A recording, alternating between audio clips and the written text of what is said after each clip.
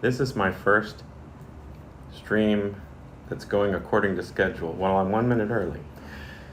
I said I would do an open chat today from noon to 2:30, so I'm going into my settings to make sure that the chat is open.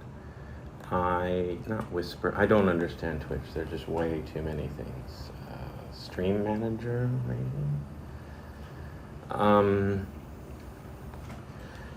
I usually keep my settings so that you have to follow me for 30 minutes or something before you can start chatting. But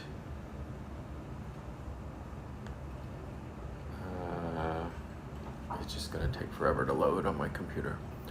But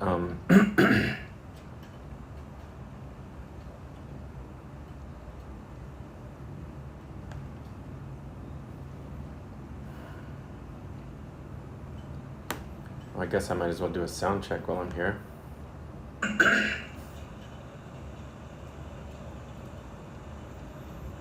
What are you doing? What a delay. I guess I might as well do a sound check. Oops. What have I done? I'm still streaming. Chat settings. Followers only chat 10 minutes, so we'll turn that off. 0. Anyone can chat. Okay.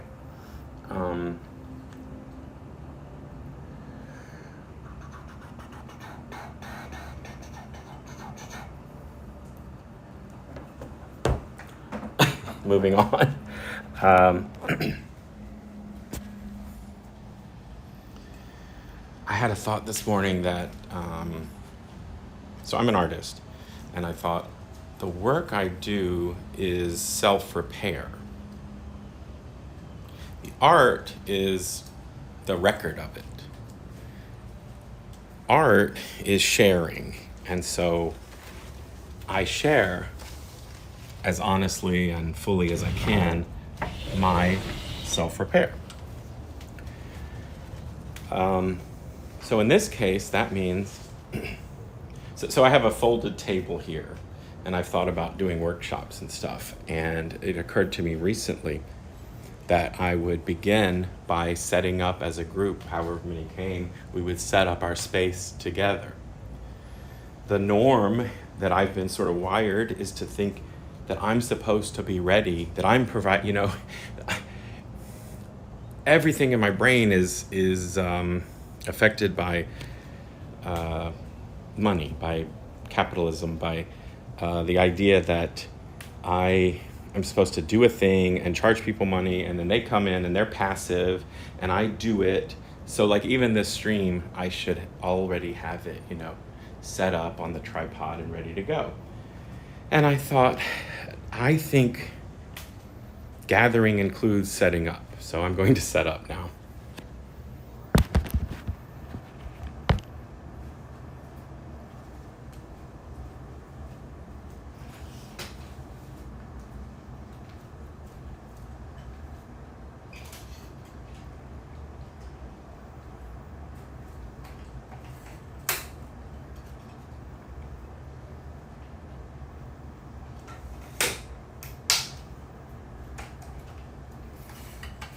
And I don't know whether I'm going to end up using the microphone or not. It is Sunday, and this is the most likely day to have peace and quiet. So I might be able to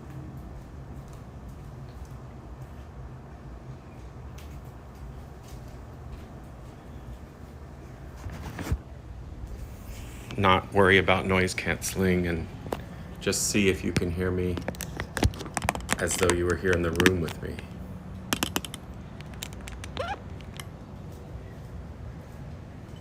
This doesn't matter so much. I'll move this around a lot, I'm sure. So, okay. Maybe I should, it says followers only mode. Maybe I should open it up. I didn't realize I could open it up more than that. I'll be right back.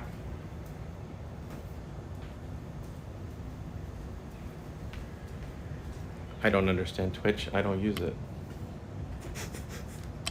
It's true, I don't.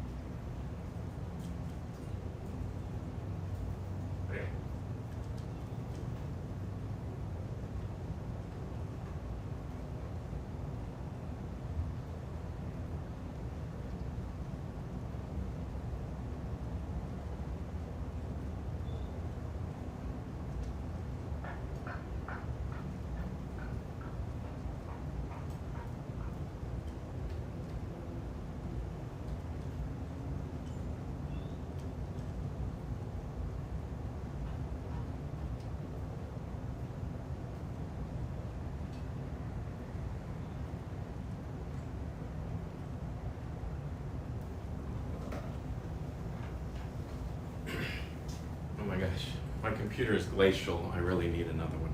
What I want to do is have like a welcome message.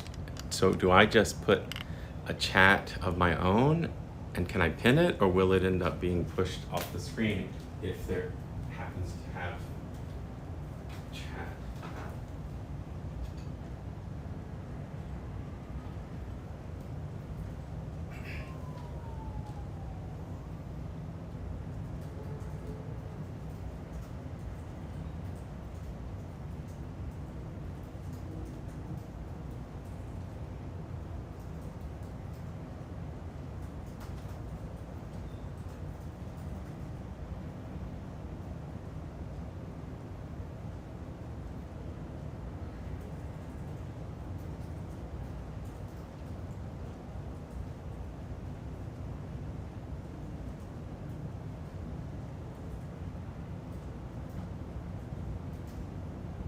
What?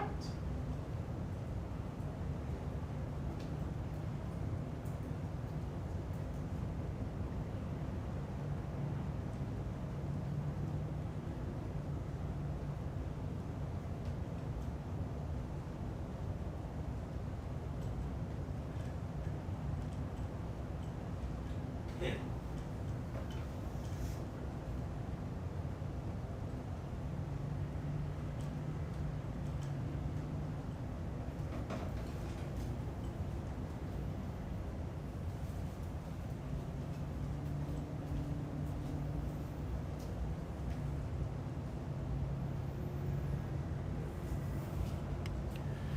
Okay, I think I will use the headphones because then I can walk around.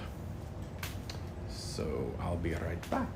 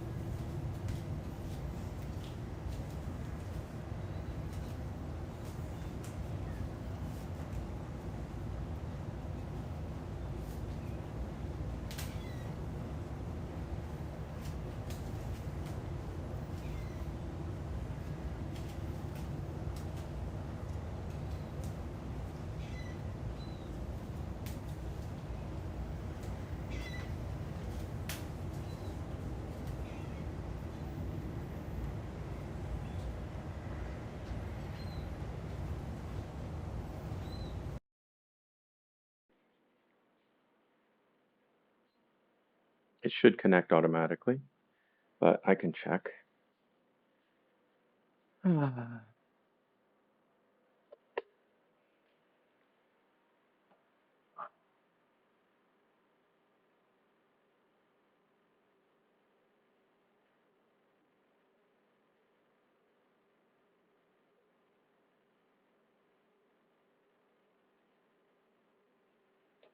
Am I on?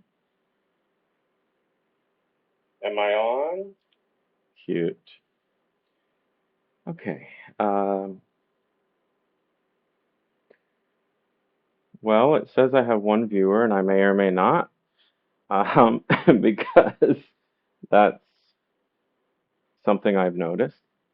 But that's okay. So normally I do these streams without being open, without being on for chat at all, not even being open to chat.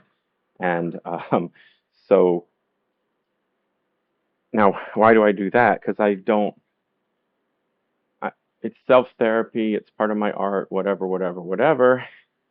But like, you know how if you're, it's about expectation. Like, so because I'm calling this an open chat and I've opened up the room, then that means if I'm going to be ready to chat, then I want to chat. And if then what am I going to do for 2.5 hours if nobody now two in the I don't know 39 2 hours 39 wait 29 remaining minutes if no it's 2 hours 28 and 3 2 1 I don't know, I'm very bad at math, so that's why I try to do it so much, to practice, to get better. Yeah, even at my late date, at my advancing age. I would like lip balm and a cold drink.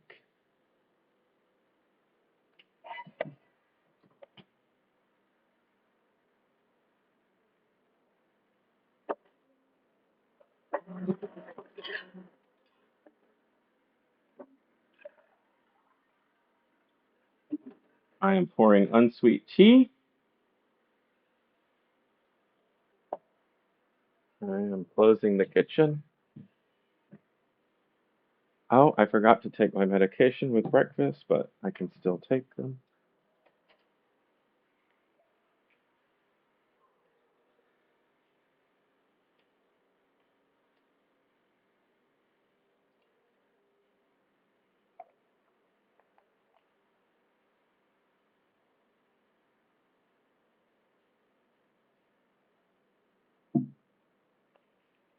For years, I have wanted a spiritual practice that I can call my own because the ones that I knew that already existed did not suit me. Mm, cold iced tea. I just took gabapentin and tramadol.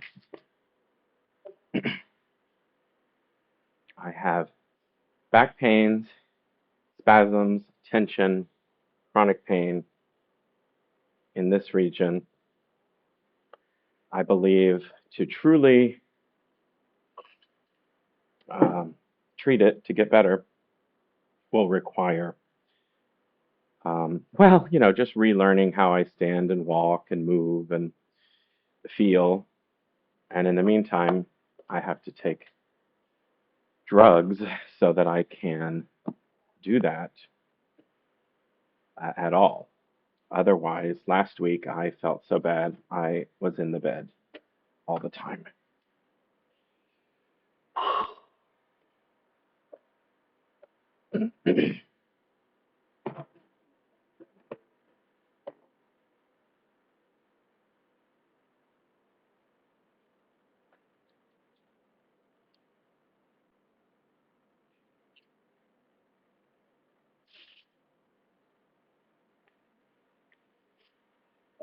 Oh, I think I want to talk about schedules and routine.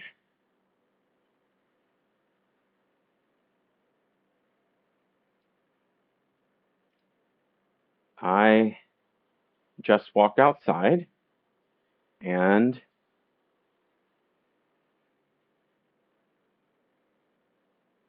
I would rather be outside than in. So that's what I'm going to do. And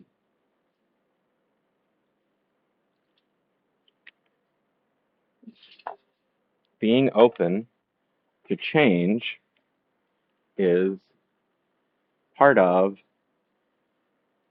my, I'm talking about the link between creativity and uh, the tension between creativity and routine.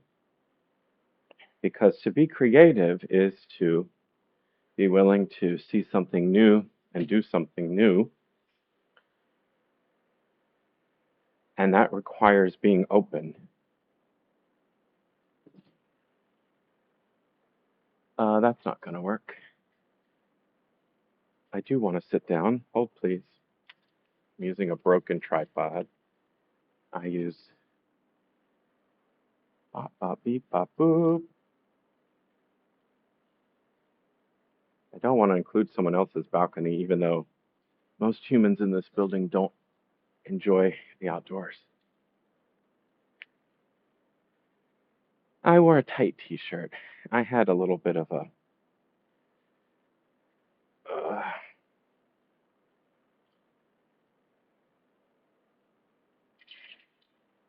hard time deciding what to wear.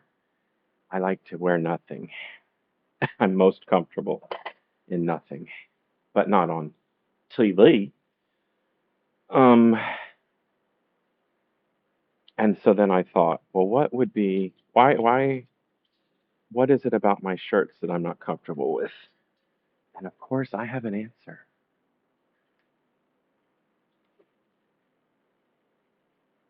None of the clothes I own are comfortable, and here's why. Or what would a comfortable shirt be like for me? It would be soft and cool and durable and well made and ethically sourced, made by workers who were treated fairly, transported by workers who were treated fairly, and sold to me by workers who were treated fairly. And you're probably smart enough to realize that that does not exist on Earth as we know it, and that sucks. And I hate Earth, which is why I'm writing, in my mind at least, I'm writing a sci-fi solar punk story about a better world.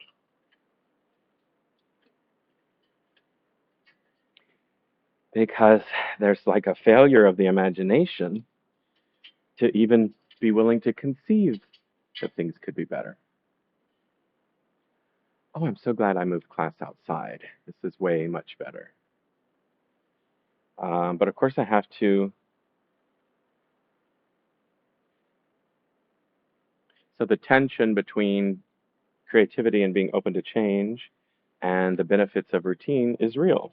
So since I moved outside, like I don't have all the access, and so I have to like beg your patience while I go get yet another thing. And it's just infinite setup and adjustment, but isn't that life?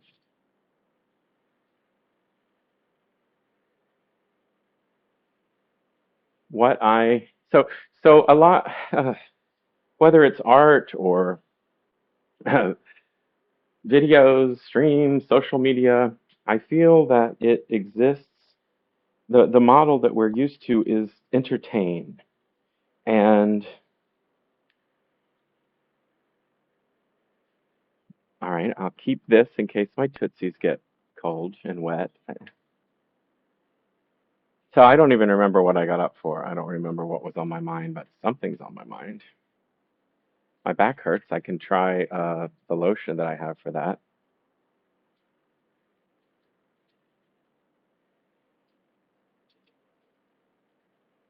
So creativity is, like I'm doing this thing and I'm present. I'm open to new thoughts and new ideas while I'm doing my thing. And so it had just occurred to me like,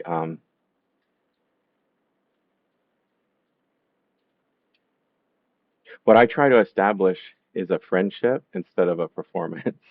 So, so friendship in a way is just a lifelong series of, hold on, I'll be right back. Whether it's real or in person or in writing or real or in person, either one. I'd like to do something creative while I'm chatting with y'all.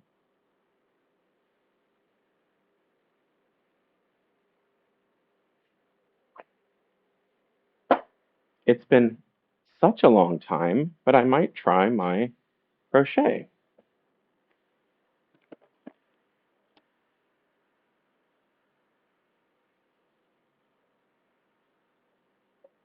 Oh, I know what I originally got up for. It was to find the charging cord so that my phone can be charging while it's uh, broadcasting.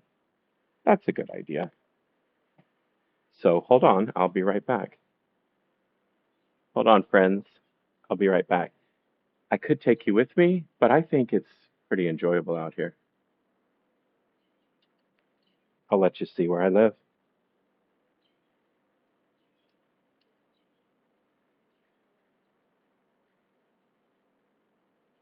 All right, I'll be right back. So I'm looking for charging cord.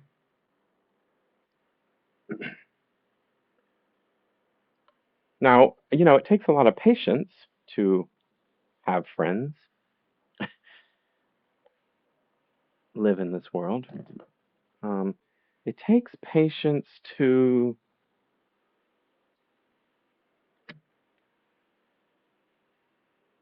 manage the human mind, emotions, attention, and normally, if someone is on a social media site, that's not what they're looking for. You're not looking for um, a long-term relationship. You're looking for some short-term fun, and that's fine. I try to offer things that are different. I've got this principle that I don't want to show people's windows because I feel like but I think the windows are cool looking. I don't know if that's cool looking. You know, you might discover I don't know nothing about birthing no babies. Oh, I got to learn a lot about uh, pregnancy and breastfeeding from my friend last night who has done both twice. Well, how long is breastfeeding anyway? Is it one course or is it unending or do you count each individual instance? Although she did say, like, if you try breastfeeding for even 10 minutes, that is. Anyway, as a man, I didn't know breastfeeding is, I mean, I can imagine, but breastfeeding can be difficult and society makes it worse if we're not supportive. But I'm sitting down. Boop, boop, boop. So again, this is an example of I moved the camera because I was open to the moment. By being open to the moment and open to change, then the settings change, and then it's not set up the way I had it before, and before I had it the way I wanted. Um, I'm making some kind of point because people live that way, where it's just like we're going to do it this one time, and then it's going to be that way forever. I used to live here with, I still live here, but I used to live with like I would put the blinds in one position forever. I found that to be quite normal, that people would just set their blinds like closed or their windows even more so. In the US, I did not grow up around very many people who opened their windows. And therefore, like I said, My neighbors don't come out and enjoy the nice weather. It's in the brain that, like, if you can't count on nice weather all the time, then did anybody ever watch the Tweedle? Were they the Tweedle bugs? They were little insects who lived in Bert and Ernie's window box, and they had a difficult time with logic in terms of rain, and they just had difficulty. That's all.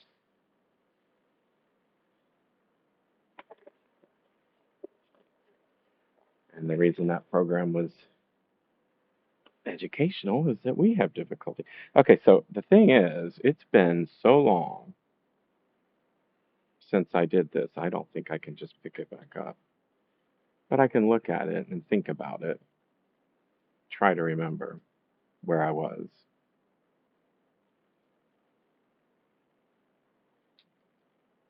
Being creative means being open to try new things, and then the new thought, while doing one thing, you might have a new thought, and then you move on to that, and then you don't finish. So I think a characteristic of creative people is a lot of unfinished projects. This is supposed to become a little dinosaur. I think this is the head. If I enjoyed performing, I could have a little conversation, but I don't. Hi, Rob. Shut the fuck up. I'm not turning into that type of person. If you are. Uh, and maybe that's the thing that we do. We think there are types of people. You know, how many times if I am talking to other artists and creatives, how many times has somebody said to you that they don't have a creative bone in their body? And are they putting themselves down, or are they saying, I am nothing like you weirdo? I am protected from that lifestyle. So now I'm just storing this inside this. I don't know if I'll ever finish this. Um, so perspective is everything. Um, right now, I could think, I thought about taking this up again and working on it, and I didn't. So that's a failure. That's one perspective. Another perspective is after quite a long time, I picked this up, put it in my hands, interacted with it, looked at it, thought about it, and that makes it more likely that I will return to it soon. I didn't say, I hate this thing, why did I ever try it, blah, blah, blah. That would make it unlikely that I would return to it soon. Oops. Oh, I may have lost one. There's two orange clips.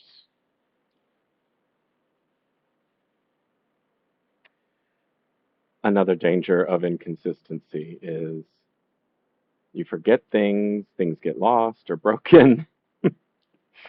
Hmm.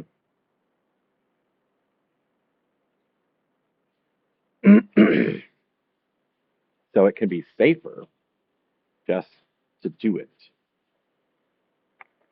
Don't take a break from work. Do it till you die. We'll get more widgets produced that way. My God, I mean, some people died drowning at a factory that was in the path of the storm because they weren't released from work.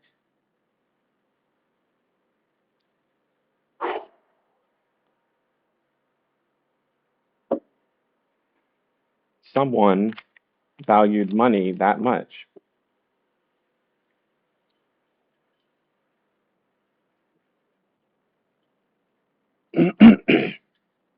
It is a different vibe when I'm killing time hoping to chat with people. That's a different vibe than what I usually do, which is I'm doing my own thing, camera be damned. Damned. Or just ignored. I'm gonna read, yeah, I'm gonna do what I want to do anyway.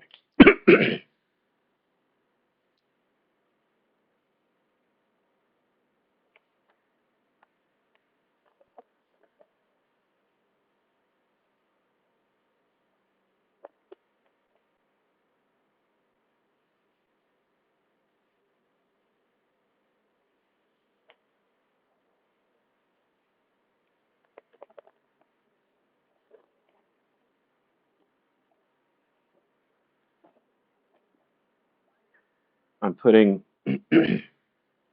things get stuck where they are. You know, you put something somewhere and it's like it might not be a well thought out place, but then that becomes the place for it. Well, so I just put the knitting, it's not knitting, the crochet project into the same bag that it's been in for weeks, if not months, because chances are if I'm going to find the missing clip, it's either still in there, it fell out in transportation, or it fell out between there and here, and and maybe I still won't find it, but I'm increasing my odds of finding it.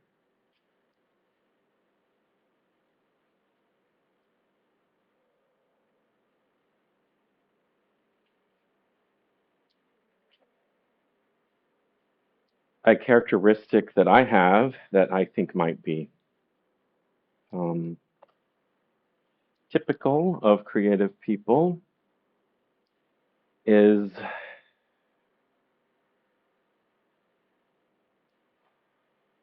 well, the diagnosis is ADHD or even mania. I see those conditions as related,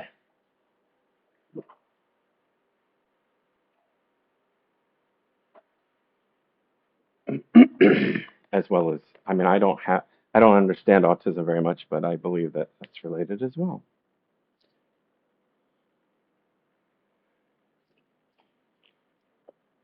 I think everything is related. So, all these labels I think are inaccurate. I think what's accurate is we're humans and we live these certain ways and it's all related. But labels can help. So, an ADHD, hyperactive or manic manifestation of creativity is being so open to ideas that I want to tell you all of them as soon as I have them so that they aren't forgotten. Um, and then at the other extreme, I guess, is being shut down, being so focused on, uh, I don't know because it's not my life, but routine. I've recently, I mean, I hear creative people speculating that normals don't have the same types of ideas that we do. And I don't. I just don't believe that. I think that, and so then I could say, well, they're suppressed or repressed. I don't know. I can never know. I'm just me. I've only known my own life. But you see enough children to see, uh, I mean, are there children who aren't creative at all? How would they learn? I don't think so. So I think that, I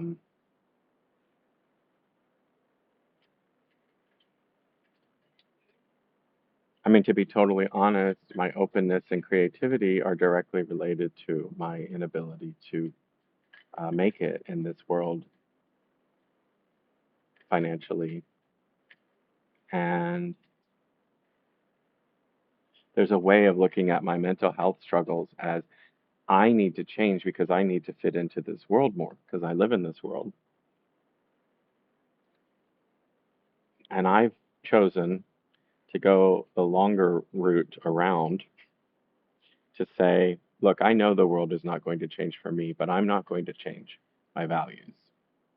Um, I will attempt to get along in this world, but I will never say that the way things are good, just right, or make sense or logical. I will never stop being angry and anxious about greed, murder, neglect,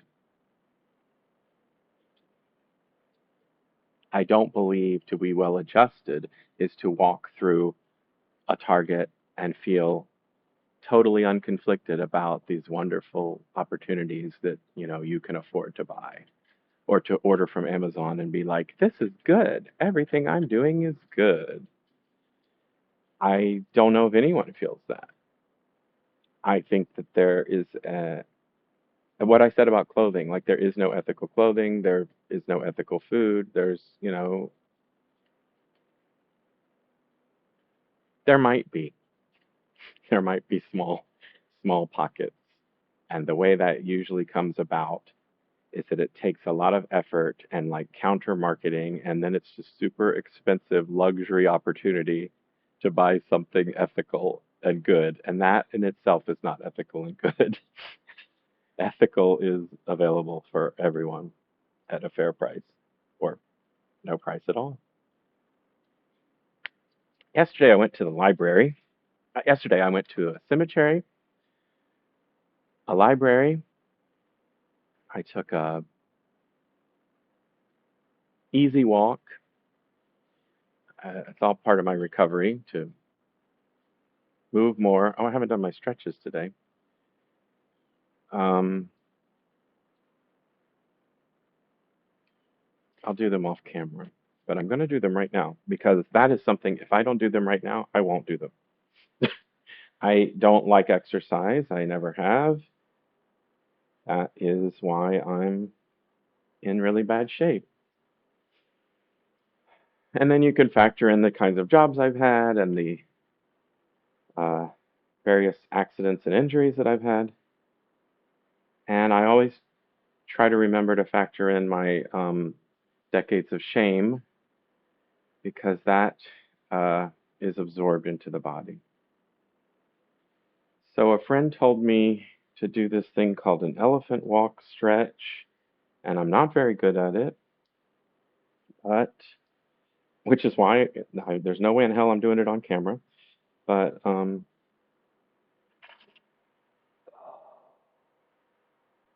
and I don't do it for very long. Oh, but I noticed there's a my favorite yoga place has a has an affordable class tonight. My only fear is since it's like one fourth what it normally costs. Is that right? I don't know. Math. My only fear is that it's going to be 38 people in a room that comfortably fits 14. I don't like crowds, but I think I might try to go. It's at 6. That would be the easiest way. I've been wanting to get back into it. I think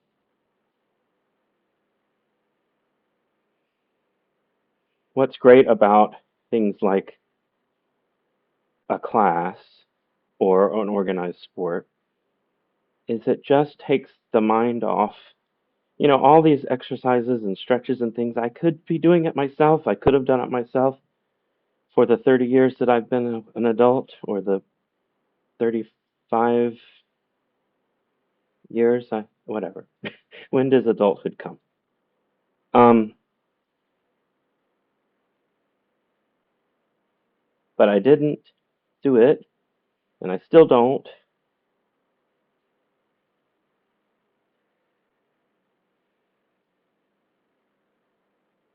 And it's so much easier to do things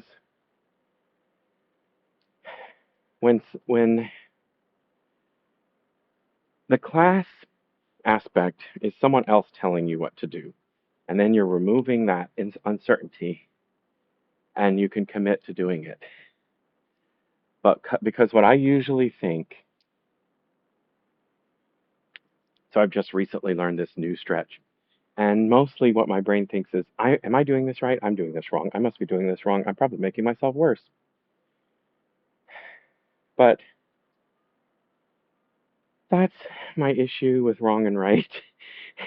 That there's this obsession with finding the answer, the right way to do something, and that mindset is unhealthy and unhelpful, which means the same thing, I think. Uh, So,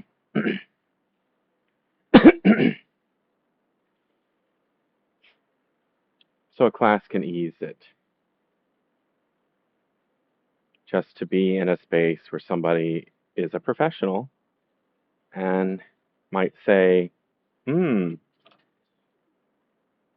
come along and say, move this way, turn this way, do this. How does that feel? Oh, that's better. That happens sometimes in a yoga class.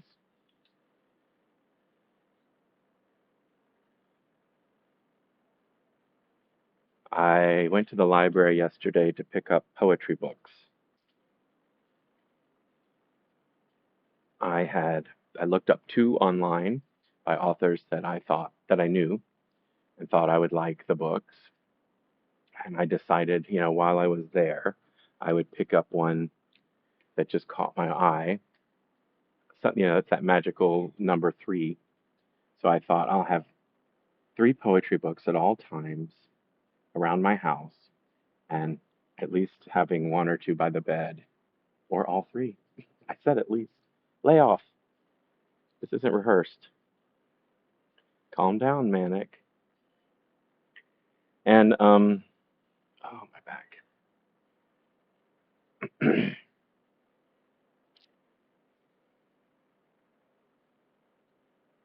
The books weren't on the shelves. They said that they were at the library. I was in the right spot. They weren't on the shelves. This library, the main library, is so big.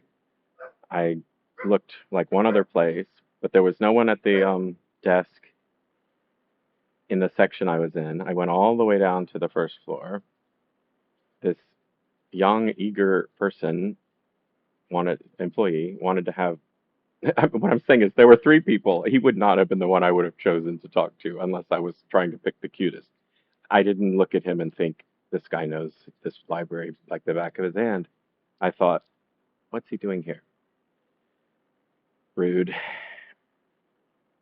I only say that because he didn't help me at all.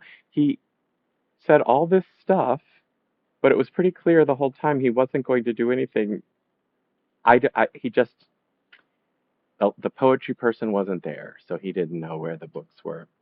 What kind of library is that? What kind of organization is that? And the weird thing was, as I left, he said, so I checked out other stuff that I have, which are in this bag. But as I left, he's like, I'm going to make sure we have those books the next time you come back. I thought, that's the craziest, emptiest promise. He didn't even write down what I was looking for. Yeah, okay, buddy. You're cute, eager to please. Oh, so at the on my way to the poetry section, I got CDs from the library. I Camille Saint-Saëns. I don't know how to pronounce Sae umlaut NS. But I've heard of this guy. I think something by this composer is used in like cartoons or something. I don't know. I'll figure it out. And I got a 3-disc opera. And I've already played some of these.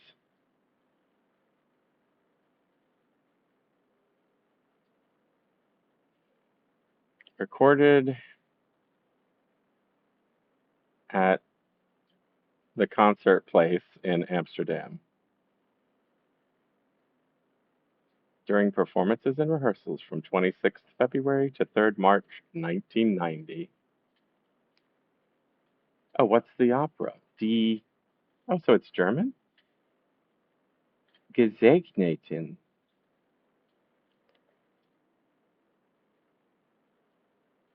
by Franz Schreker. I don't know.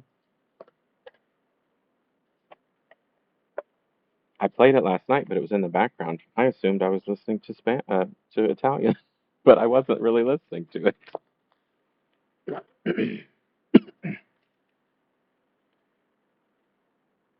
And then I got Oh, this is my own. This came from a little free library. And then I got Refused to Be Done, How to Write and Rewrite a Novel in 3 drafts. I may or may not read it. I might glance at it.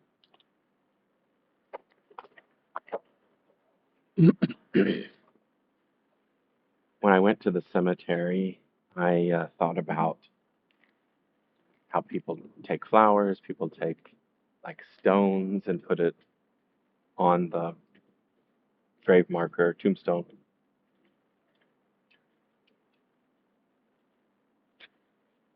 Those things aren't me. I took this.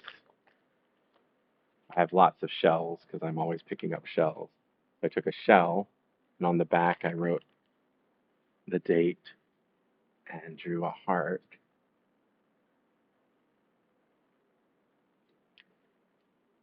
But I didn't leave it there because I didn't find the grave I was going to look for. So that will be my souvenir of that trip. I didn't contact anyone to ask exactly where to look because I didn't want to. I wanted to just sort of explore and give myself a reason to go back. And I have since done research and I know where to go, what area to look in now. Cemeteries can be very big. On the website of this cemetery, it says, to explain how large their grounds are, they have 100 future years of burying capacity. What an industry.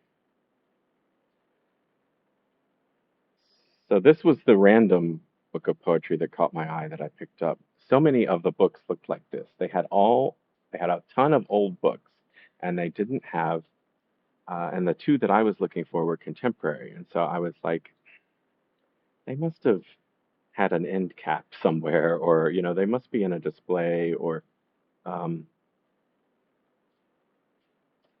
I never found them, and the library employee had no idea. But their online catalog system is being uh, redesigned. So until October 10th, it's not possible to make requests. But once it is again, I can just ask for the books I want to be delivered to the library within walking distance over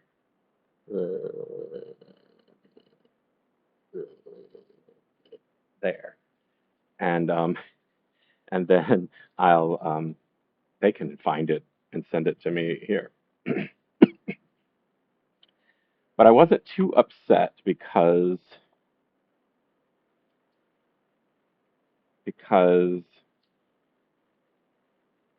this book that I picked up, opened to one spot, read a page and a half, and committed to. Um, this is a compendium, so I have so much variety in this one book that I don't need 3 books right now. You better, sorry, uh, you better believe it. Black verse in English from Africa, the West Indies, and the United States. Selected and annotated by Paul Bremen. I sure hope that's a black man. Where does it? They must. Is there a bio of the?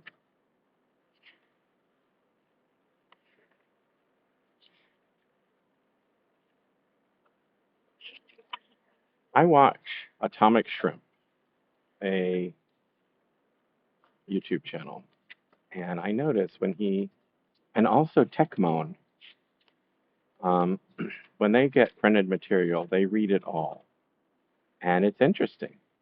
Now, usually in life, I don't live like that. I'm like, I'm in a hurry, and like I'm just doing stupid stuff.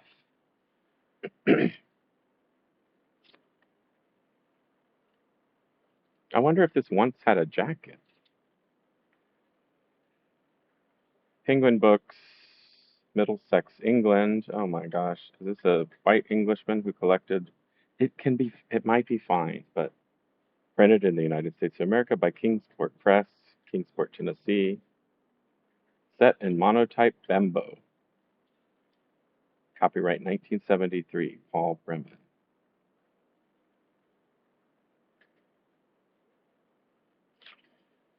For Rosie Poole and Robert Hayden, for Harold Jackman, Ray Durham, Langston Hughes, and Conrad Kent Rivers, for Nan, Jill, Remco, and Mark.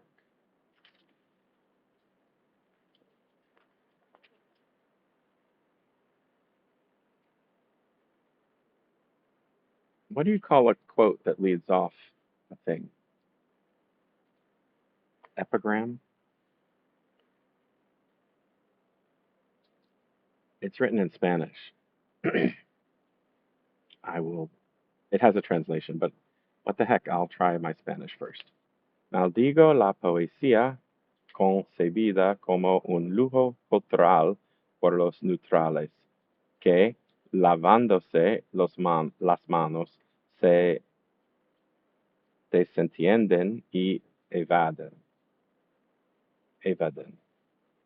Maldigo la poesía de quien no toma partido hasta mancharse. That's from Gabriel Celaya. The translation says, I detest the kind of poetry which is nothing but an intellectual pastime for the middle of the roaders, who wash their hands and split hairs to evade the issues. I detest poetry written by those who do not take sides, do not commit themselves for fear the dirt might stick.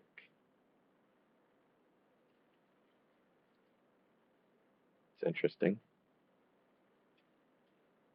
I like the passion, and yet I am working on not seeing things in binaries. So does that make me a middle of the roader? Not taking sides. I have my sides, but now I'm going to read the. I just turned it to. I opened it at random to what I'm about to read, and that convinced me to take it home. And I'm going to read it, even though it's from the perspective of a black man, and it has language warning, content warning. Um,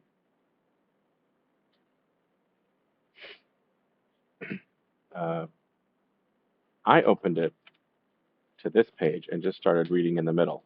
I kind of like to do that. There's all the when a book does have a jacket or a description, that's like the marketing ease. And then when you get a preview, you get like the first certain number of pages. I like to open to a random spot in the middle and read a page and a half and just feel how I feel about it. I don't know why, but that's something I like to do. Um, so I did that with this poetry book, and I was like, oh, I want I want to read this book. Um,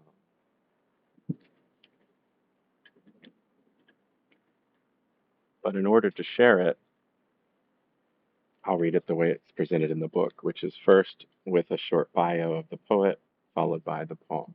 So you'll have the context of the voice that is speaking the poem, even though I'm going to be the one reading it, and that'll be a little bit awkward. I might stand up.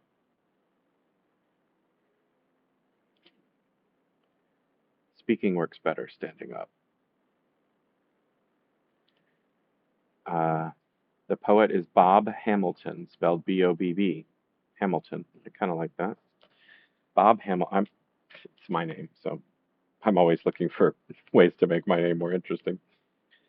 Bob Hamilton comes from Cleveland, Ohio, where he was born 16 December 1928 and attended school right through Ohio State University, from which he obtained a Bachelor of Science in Psychology and Philosophy in 1950. Since then, he has made his home mainly in New York, where he has found more scope for his many sided talents as an artist. For Bob Hamilton is not just a versatile writer who can turn his hand with equal facility to reportage or poetry, he is just as adept in the visual arts as a painter, a sculptor, and a ceramist. He has actually taught art for a considerable time in the New York City Welfare Department and has used the experience in his work as therapist at a hospital. Sounds like a beautiful man. Since 1968, he has been instructor in Black literature and history at Queens College, New York. So now remember, this was written in 1990. It'll be fun to look up to see whether this man is still living later.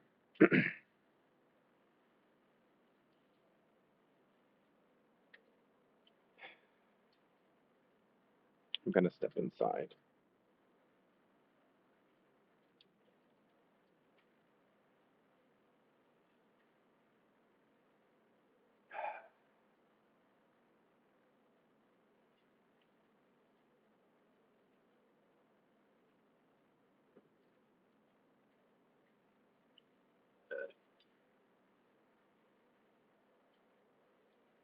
As I said, since 1968, he has been instructor in Black literature and history at Queens College, New York. His involvement with the whole of the new movement in Black art is deep and of long standing.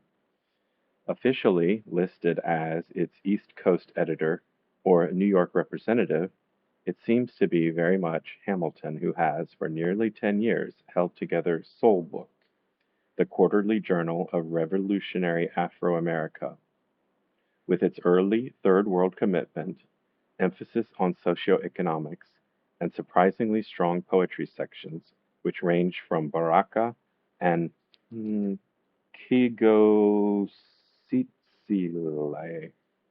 Kigositsile.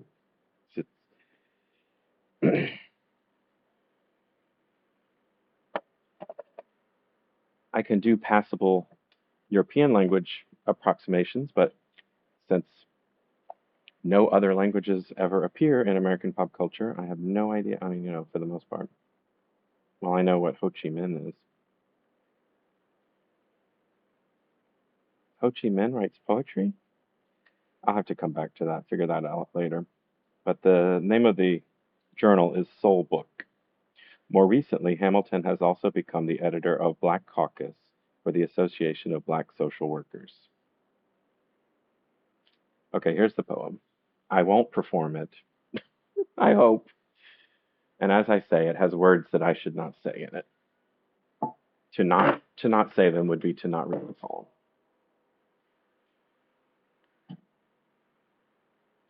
Brother Harlem Bedford Watts tells Mr. Charlie where it's at. Man, your whole history ain't been nothing but a hustle. You're a three-card melly motherfucker.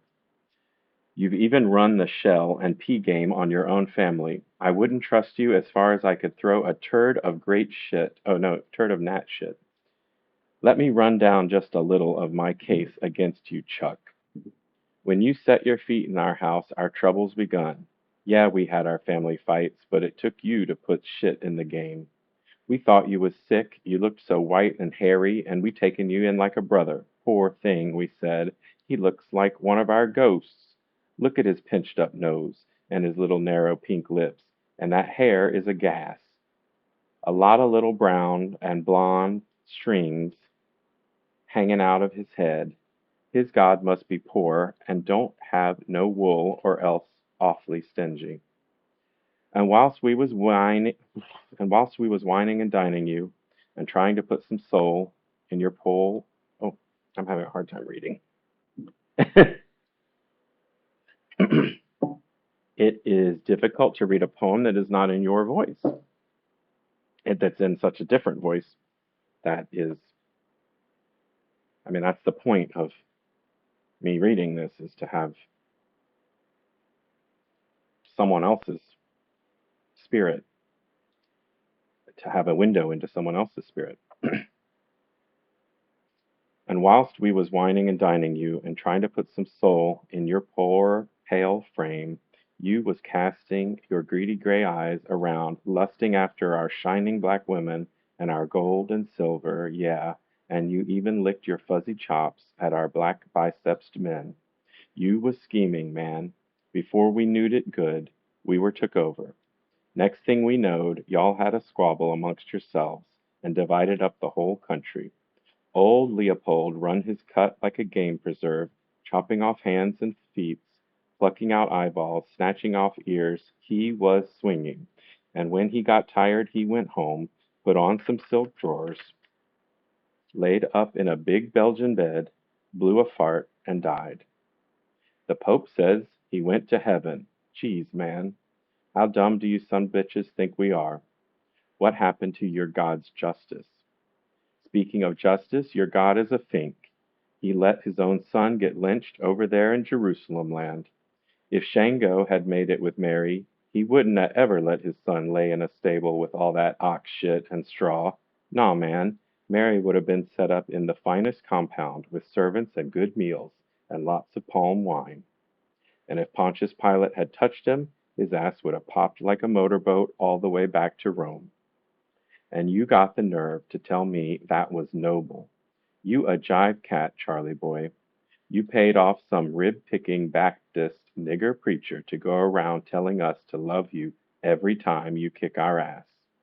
Let him do his hand let him do his head rag hop somewhere else, 'cause if you ever kick me, you will make a dot and a dash for footprints, 'cause you'll have one peg and one shoe. Help you fight in Vietnam? Man, them's my folks you fucking with over there. Viet Cong or Hong Kong, they is colored. And I hope cuz knocks a hole in your ass big as the Grand Canyon. Man, you been taking one big piss on me for 400 years, and them callin' me nasty. Hell no, I ain't going nowhere.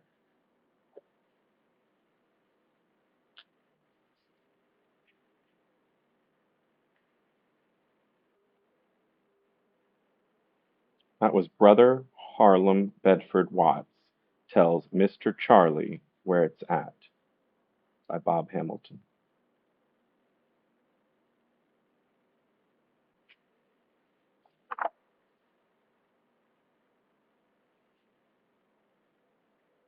And this book was published in 1973. Did I earlier say 1990? Yeah, it's like that does not feel like the 80s or the 90s. Yeah, 73. So that man is, I mean, probably not still alive, but is contemporary in in its truth.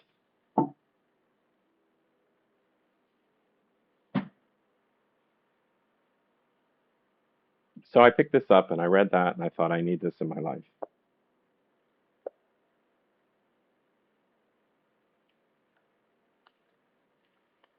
I'm going to read the introduction now. This anthology contains poems written in English by black writers from Africa, the West Indies, and the United States of America. By the way, black was in quotation marks. Um, the order is chronological. Some it is since it is impossible to achieve the ideal arrangement, which would be by the date of each individual poem, I have compromised by using the writer's year of birth instead. This may be awkward in a few isolated cases, but on the whole, it affords a useful pattern of generations which emerges from even a cursory look at the table of contents. The chronological order, this isn't interesting.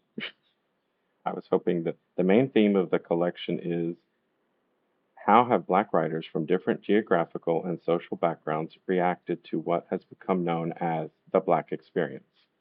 End quotes. This is a question to which there is no one general answer.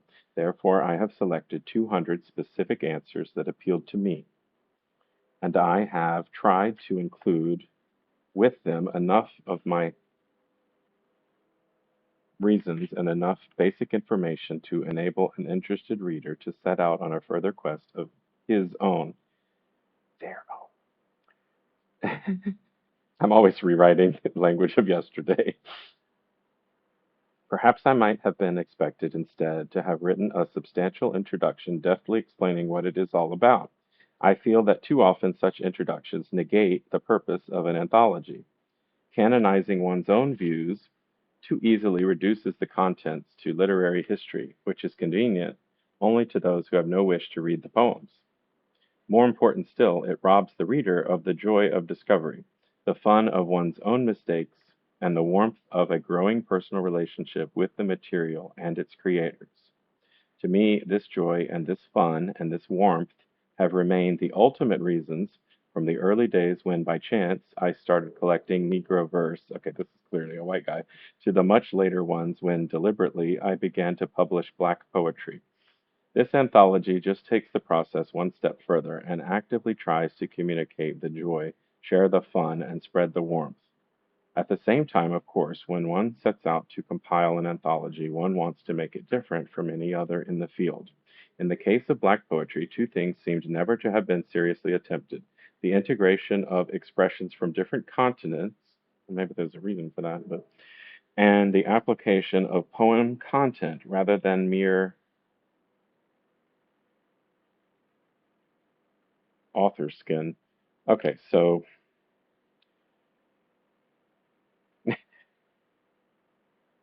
these are the blackest of the black poems as a selection principle. Meaning, if a black person just writes some, I don't know, I'll read the whole book. The only other thing I would like to elaborate on is the dedication. Rosie Poole, who just died when the final draft of this book was ready, was the first to make material which I only knew about by hearsay actually available way back in 1947. Because of Robert Hayden, my interest as a collector developed into commitment as a publisher. His "Ballad of Remembrance" inaugurated the series of black poetry books which I have been issuing since 1962. The year before that, Harold Jackman asked the question which I have been trying once again to answer here: what excuse do you have for compiling yet another anthology? Langston Hughes was the first black writer I knew, first through correspondence and much later as a friend, indefatigable, loyal, and adept at hiding the axes he kept ready for grinding.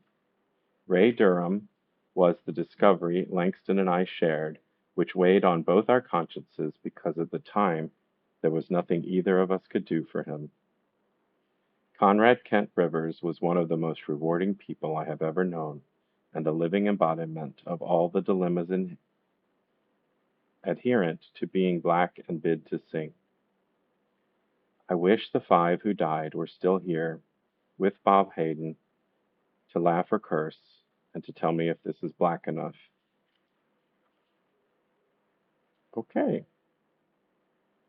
And then the first poet in the anthology is George Moses Horton, who stands out as the only pre Civil War poet whose life and work retain any validity in present day terms. Oh, okay. Um, the thing about people, academics, they study things and then they make pronouncements, and,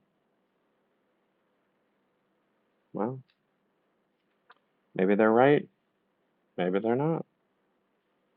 But you got to write that way. If you write, I don't know, maybe this is something, maybe you'll like it, then that's not an academic book. Uh, I am looking forward to reading this book, whether or not it's not perfect. Nothing's perfect. Sounds like it's got some really good poetry in it that I did not, I was not exposed to in school or. Mhm. Why don't I read some of the poets' names? George Moses Horton, W.E.B. Du Bois, James Weldon Johnson, Paul Dunbar, Bruce Gritt, James Edward McCall, Raymond Garfield Dandridge, Fenton Johnson, Claude McKay, Jean Toomer, Melvin Tolson. Oh, here's another thing. Given that it was published in 73, I bet they're all men. Oh, no, it'll have like one or two women.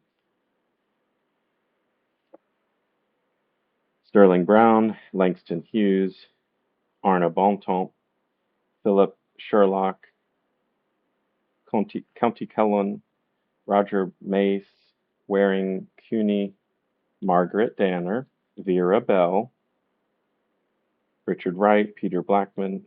So they got the two ladies next to each other so they can chit chat. Harold Telemaque, Dennis Osadebe, Israel Ho, Robert Hayden, R.E.G. Armato, A.J. Seymour, Dudley Randall, Owen Dodson, Ray Durham, Margaret Walker, E.M. Roach, Samuel Allen, Gwendolyn Brooks, Myron O'Higgins. All right, I'm tired of reading names. It goes on and on and on and on. That's great. This will be a lot of good reading for me.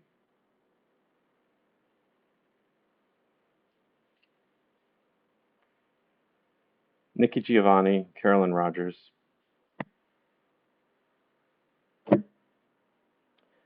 I love that I found that.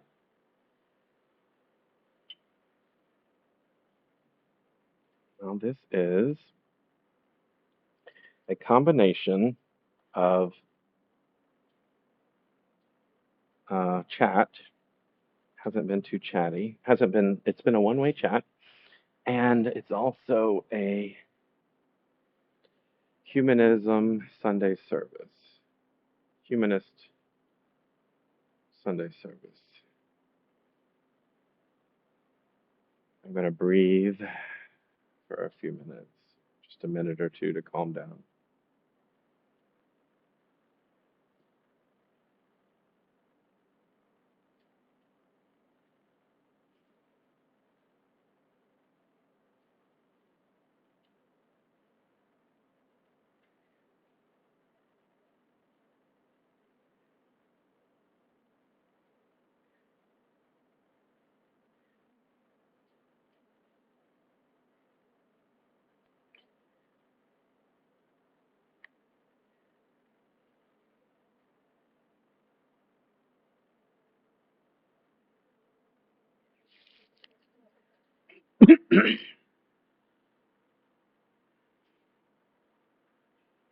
I'm putting poetry in my life for now.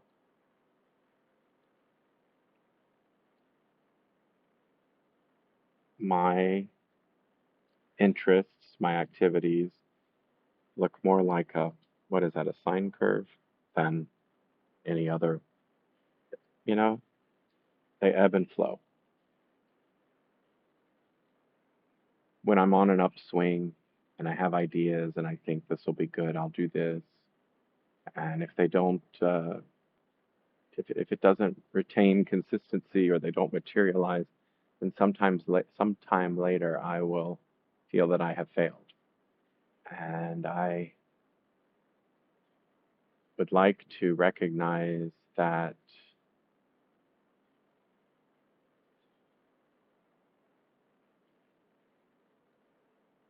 life is the attempt, you know. I mean, I'm not doing things to produce a result. I'm living. So, like yesterday, I went to seek out two specific books and I didn't find them. That wasn't a failure. I enjoyed every moment of my trip to the library, even talking to the goofy employee.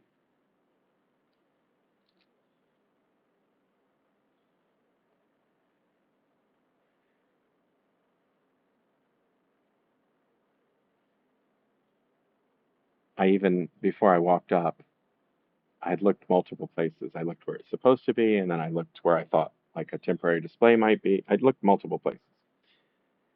And so in my head, before I walked up, I had like this line, "Where are you hiding the poetry books?" Which I thought would be funny. But I didn't go that route because I thought I don't really care. I mean, I care in the sense that I wish they had 10 times more poetry and that it was more prominent. And I certainly wish that they had the books on the shelf that they say that they have on the shelf. But in terms of my day, my experience, my life, I was having a great day no matter what. I had already found this one book that was more than adequate to keep me entertained and occupied. I guess that's what entertained actually means, isn't it? Occupied.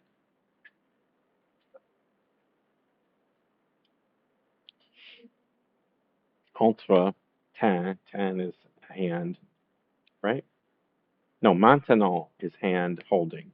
So is holding between. So holding between. Entertain is to hold us over between, I think, to occupy uh, or distract.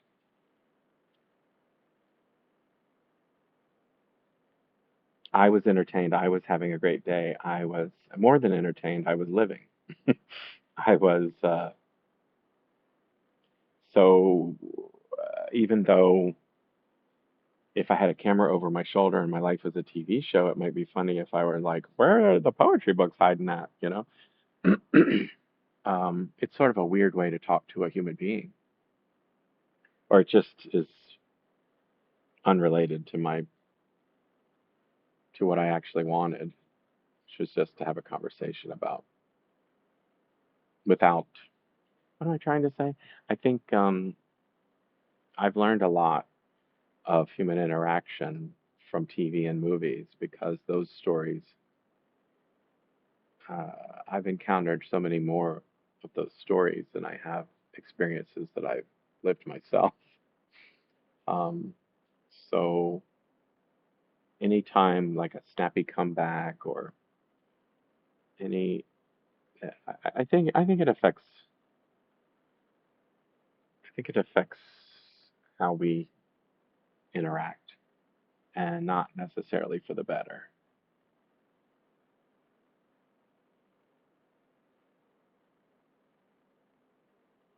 There have been times in my life where I felt that standing up for myself or for others or for principles meant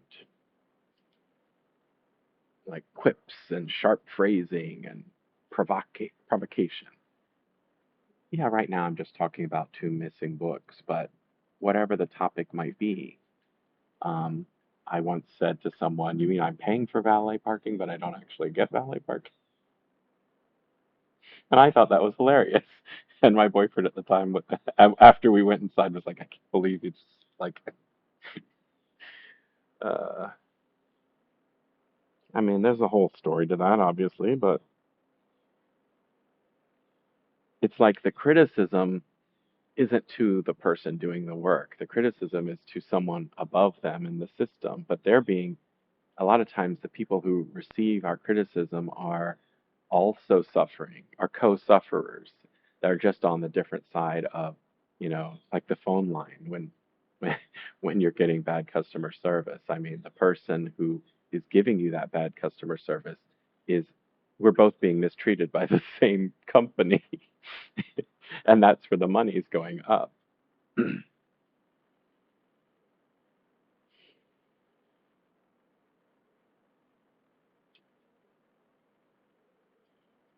If I looked at my life in terms of what's the point, what's the purpose, then yesterday I went to a cemetery and did not find the specific grave that I sought. And the reason I mean, I gave up because it was hotter than I thought it was. So I was sweltering as I walked around, and I had had enough of that experience. So I was living in the moment, being creative, uh, instead of stubbornly adhering to preset routine. I was willing to change, and I changed. And I just said, to me, I felt this is good. I have another reason to come here. It's always good to go to a cemetery, I think. I'd rather go to a cemetery than a hospital. Um, my own family is buried there. So I did walk past that. And there's nothing negative about the day that I had, parking, getting out, wandering around, looking at some graves, uh, not finding exactly where I was going, suddenly being overtaken by heat and deciding I'll come back another day. That's a perfectly fine, happy, reasonable, human experience. Um, I would only make it bad. It would only be bad if I made it like, I came here for one thing and I'm supposed to get credit for going to the one place I wanted to go. I mean, we make things successes or failures by how we frame it.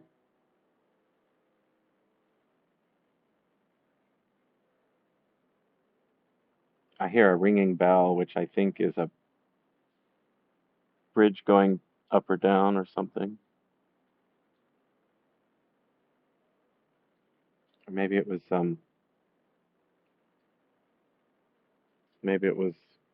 cross arms on a railroad crossing. I don't know what I can hear from where I'm sitting. Lots of things. Sound travels.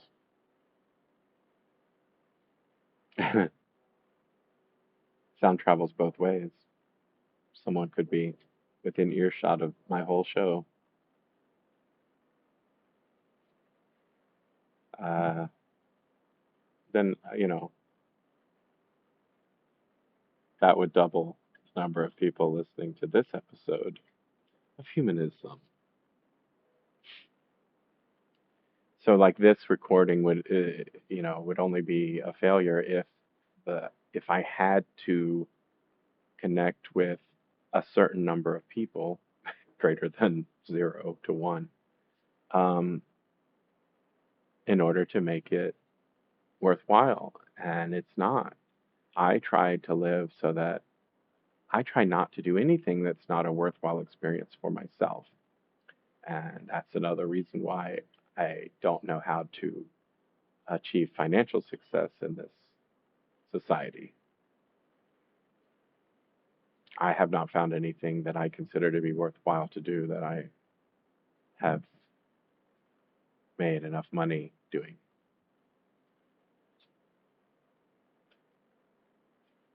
And I do consider the art that I do worthwhile. So I'd rather just stick to that and maybe not come up with the money part. And every month I have a crisis, and so far I'm living off of the generosity of others. And I don't hide that. Uh, I consider it a good thing. It's just not normal. You're being rocked by the wind. It feels so great out here.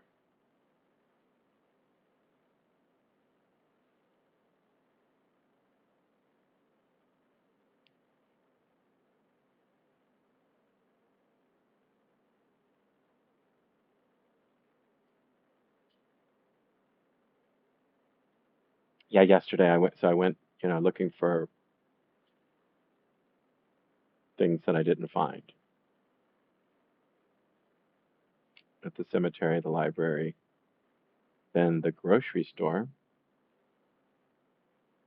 where they didn't have my tastes are not sufficiently luxury for the United States. So as soon as I find something that is simple and like it's usually one of the cheapest options, within it's almost guaranteed that at some point it will disappear. It will be redesigned. It will be, you know, phased out for something much better that I don't like. Like how hard it is for me to find. I like powder dishwashing detergent. There's hardly any of it left.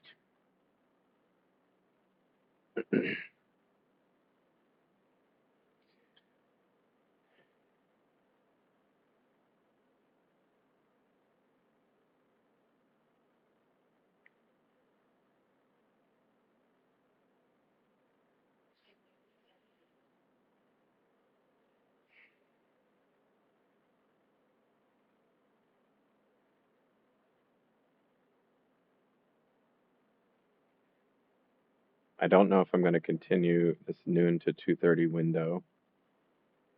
When I first started to conceive of Sunday services, humanism services, I pictured 3 to 5, 3 to 4:30. Um, that's right. When it's in person, I think it should be 90 minutes, but I made this one 2.5 hours. Maybe I won't stay on the whole time.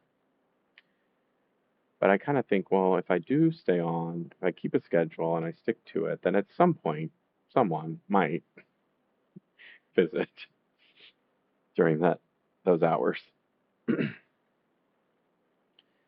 But because I am creative and open to change, uh, if something came up, well, I know I can't do it next Sunday, but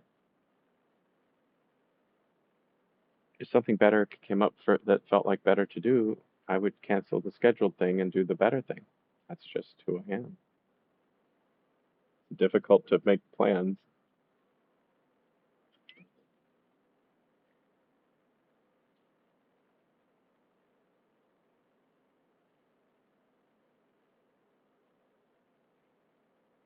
I like poetry.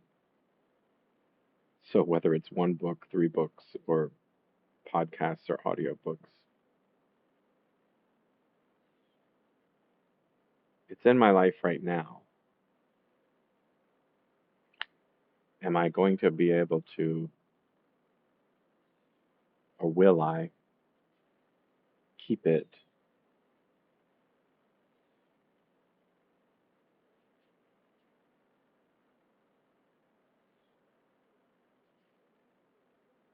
I think I don't like the word routine because it sounds like rut. But routine, it's probably related to route, way, direction. Same as career is way, direction, journey. Maybe routine's not so bad. I like rhythm because it allows for variation, but it's harmonious. I would like to, so I'll say something like I would like to incorporate poetry into the rhythm of my life. Poetry is in the rhythm of my life. Um, Maybe I'm simply just planting a reminder to myself that there are times, Rob, when you don't feel good. And if you keep poetry in the mix at all times, it might help. Especially this idea that I have of having physical poetry books accessible from my bed. There are times when I don't want to wake up. And the fact that the first thing I think about after waking up is whatever shows up on my phone screen doesn't help. Most of the time it doesn't help. But waking up feeling what I don't know is when I feel bad, am I going to be willing to turn to poetry? I think maybe. Poetry for me is the original, I call it the original microblog. A microblog.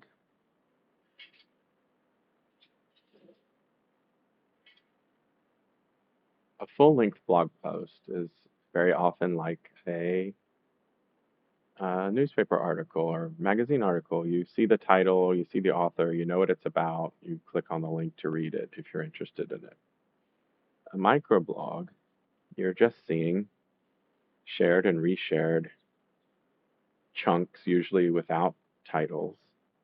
So you read a little and you're like, that doesn't interest me. You read a little, that doesn't interest me. You read it can be doom scrolling, or you can just have, or you can be on the Fediverse, or like I am, where you can have a satisfying experience.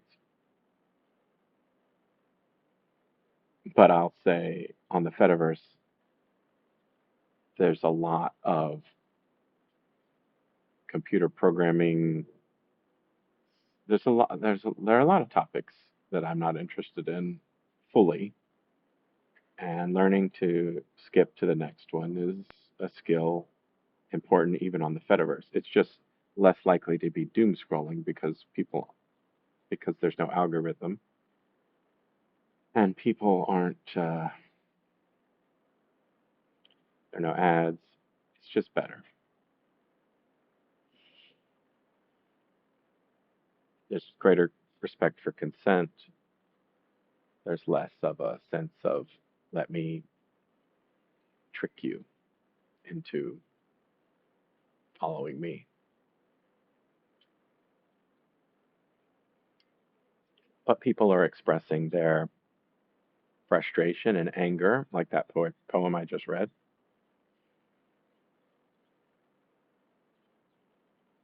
And people express their joys, people ask questions, people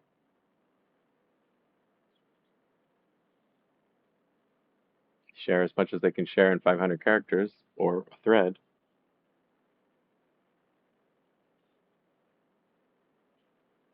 It's very similar to poetry. Whereas a full-size blog is similar to an article or even a book, where I want to know more about it before I commit. But the poetry and the microblogs, I feel that I just kind of have to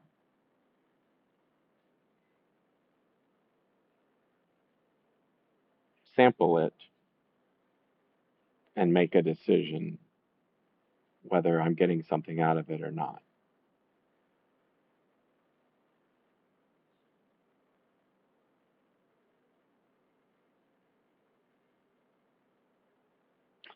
But if I am, but when I wake up, if I turn to a book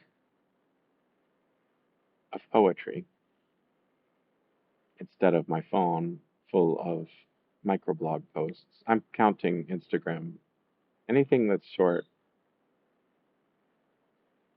and Twitter and Mastodon. Um,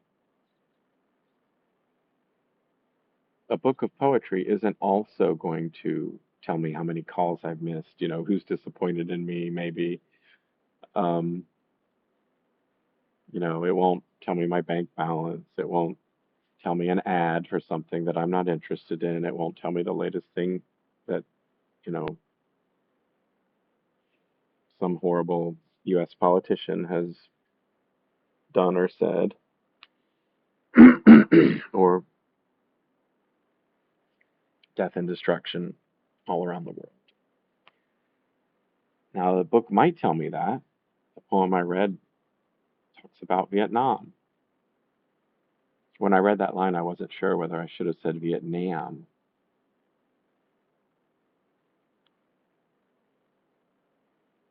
The whole poem, is not in my voice.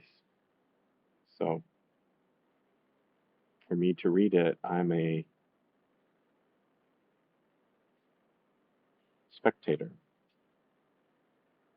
more than a participant. But I desire to be respectful and to absorb the meaning, the perspective of others. I'm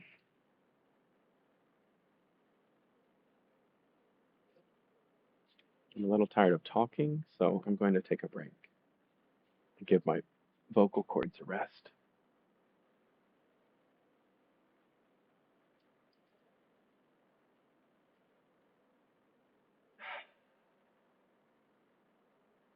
Be right.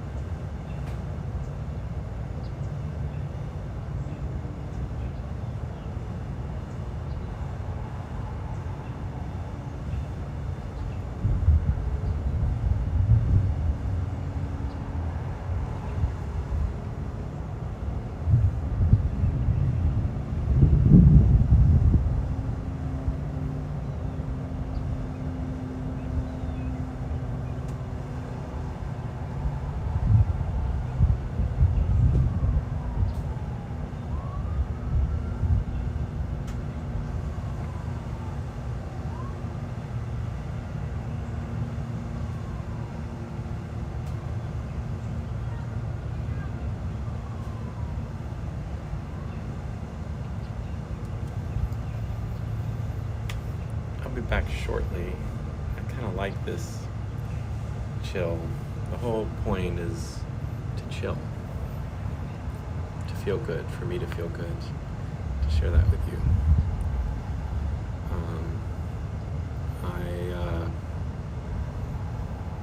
I'll move inside in a little bit. I'll read another poem or two. Maybe I'll talk about some of my goals. I think, yeah. I should write in the chat, right?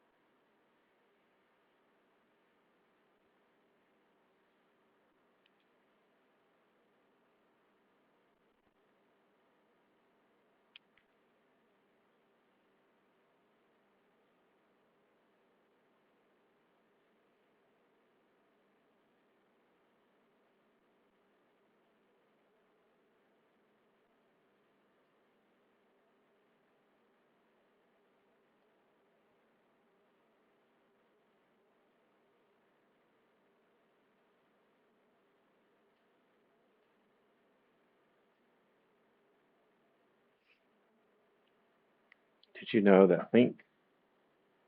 Wait,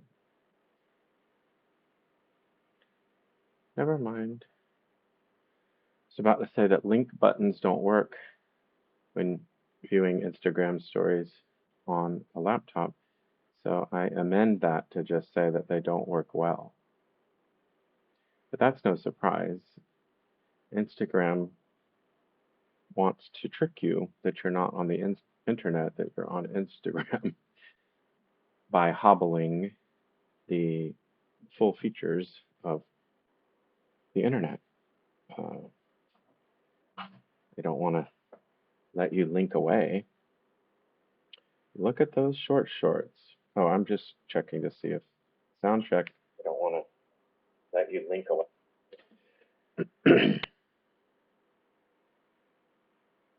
I told you I was most comfortable wearing nothing. It's really not important.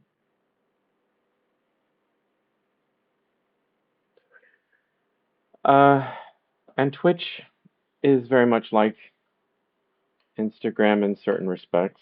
The Meta, Facebook, um, model, they they want they want to provide so many settings and features that it's so complicated, and they think, we're look at all these capabilities that are available to you, but you don't have the control to say shut them off. Um, every time I Anyway, so I started this out and had to reset this and reset that, and anyway, and I forgot apparently that I thought I had retitled this stream, but it was streaming as the title that I gave it yesterday.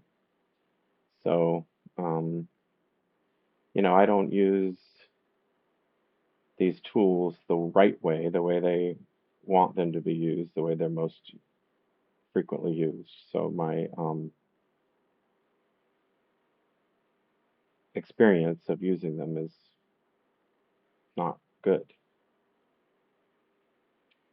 I see the wind is still blowing you. Hmm.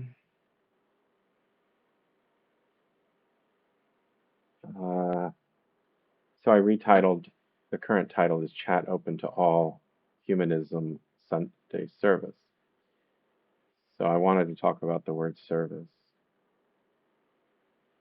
Um, I was going to take the time to make a post on Instagram to remind people that I'm still streaming, but people who aren't on Instagram don't leave Instagram. So, and it's not like it's easy to make a post from a browser to Instagram. It's a pain. Um, I'm gonna get something to drink.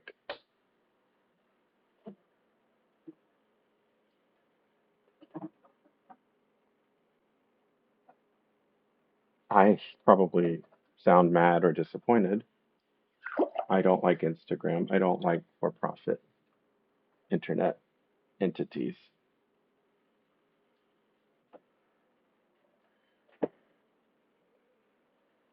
I don't like capitalism. I don't like doing things with profit being the first motivator.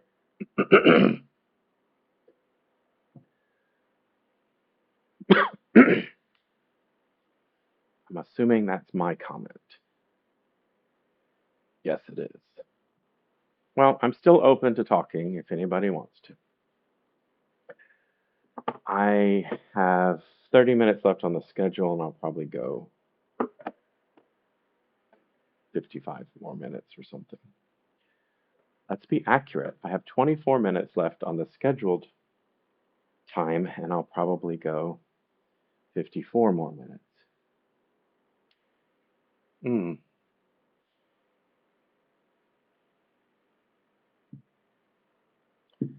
I think I'll settle my mind down by reading a poem. But these are not settle your mind down poems, are they? Old Limb by Sterling Brown. I talked to old Lim, and old Lim said, "They weigh the cotton, they store the corn. We only good enough to work the rows. They run the commissary, they keep the books. We gotta be grateful for being cheated. Whippersnapper clerks call us out of our name. We got to say Mister to spindling boys. They make our figures turn somersets. We buck in the middle, say thank you, sir.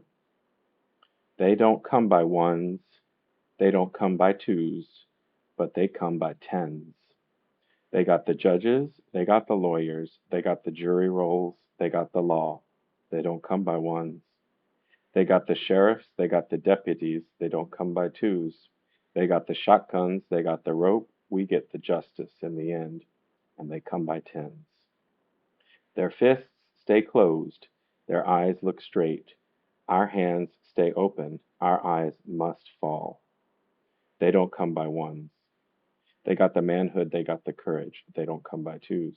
We got to slink around hang-tailed hounds. They burn us when we dogs, they burn us when we men, they come by tens. I had a buddy 6 foot of man, muscled up, perfect, game to the heart. They don't come by ones. Outworked and outfought any man or two men, they don't come by twos. He spoke out of turn at the commissary. They gave him a day to get out of the county. He didn't take it. He said, "Come and get me." They came and got him, and they came by tens. He stayed in the country. No, he stayed in the county. He lays there dead. They don't come by ones, they don't come by twos, but they come by tens.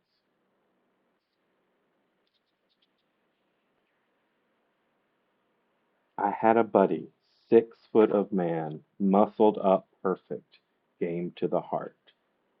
Perfect game to the heart. Interesting phrasing. They don't come by ones. Outworked and outfought any man or two men. They don't come by twos. He spoke out of turn at the commissary. They gave him a day to get out of the county. He didn't take it. He said, "Come and get me." They came and got him, and they came by tens. He stayed in the county. He lays there dead. They don't come by ones. They don't come by twos, but they come by tens. So that's Old Lim. I talked to Old Lim, and Old Lim said. That poem is Old Lim's recollection, too. Sterling Allen Brown, born May 1st, 1901 in Washington, D.C., attended city schools and from 1918 Williams College, where he married in 1919 and obtained his B.A. in 1922. In that moment, I forgot how to say 1922. I almost said 1920, 1920 and 2, following with an MA from Harvard in 1923. His further life has largely been spent in teaching literature at Manassas Summer School in Virginia in 1923, Virginia Seminary at Lynchborough, uh, and from 1929 onwards at Howard in Washington, D.C. He served as editor for the Federal Writers Project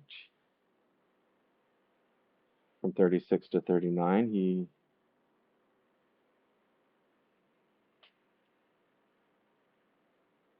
Oh, he published works in the 30s, in 32 with an introduction by James Weldon Johnson, two long and very important essays in 37 and 38. During the 1930s, he wrote literary criticism column, and in 1941, he was the main editor of the anthology The Negro Caravan, still the best and most balanced anthology in its field. I should check that out. And then it says, since then, nothing. True, he wrote to County Cullen as early as 1927, quote, I have published nothing of the voluminous works cluttering my desk. But that was not quite the same. His one volume of verse, which has appeared since then, is probably the most important single volume any black writer in America has produced, but the second, to be called No Hiding Place and announced for 1938, never appeared. Not necessarily for lack of interest by publishers. Fortunately, Brown continues to write, and he reads his ballads superbly for his many friends in Washington, Chicago, and other places. But I have tried in vain to get him to publish them for many years now, and each year the problem seems more insurmountable, which is a pity, for Sterling Brown single-handedly changed the concept of dialect verse from the largely literary plantation school of Dunbar's day, through poems like Ma Rainey and Long Gone, to observations of folk life recorded with a keen ear, a genuine personal interest, and unobtrusive but all-important technical virtuosity. What Brown did for the country was only partly duplicated by Langston Hughes for the town, for Langston lacked both the ear and the technique. The true measure of Sterling Brown as a writer and as a superb storyteller can be found on two Folkways albums, Long Gone and Ma Rainey, recorded in 1940 on FP 91-1, Old Limb and five other poems on FL 9790. Those are things to look up.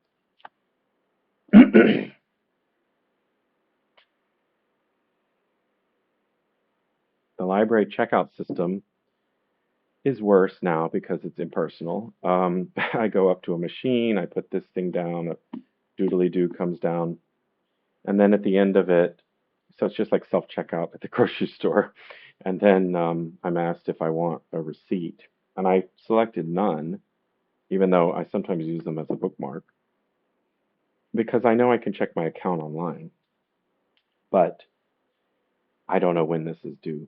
I don't know how long checkouts are for. A month? I normally get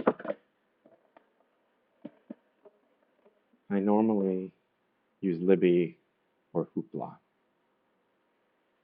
to access audiobooks on my phone.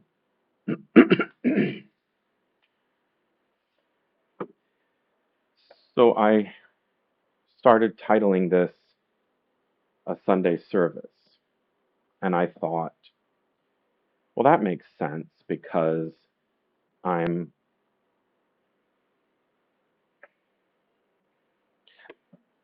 I have a dislike of all words with serve in it because it's servitude.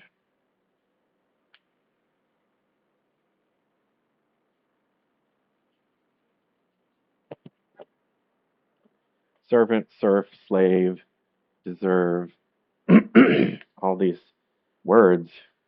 But then what about observe? I don't know, but I just don't like it. It started with, I mean, people saying like that these are the things you deserve, and my brain says, well, who am I waiting on to give it to me? Deserve to me necessarily implies who's serving it up, and I can't live that way.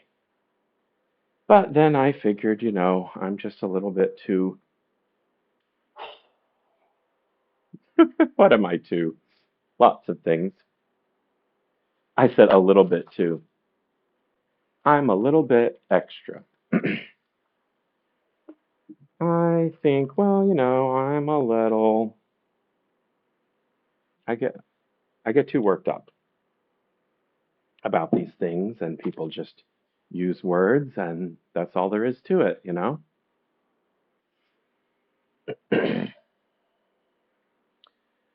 And I reasoned, I'm serving, I'm performing. I mean, I have my main video on my YouTube right now. I think the introductory video says art is a service, not a product. So there I am, comfortable with saying that I'm serving up as an artist. I'm serving the public.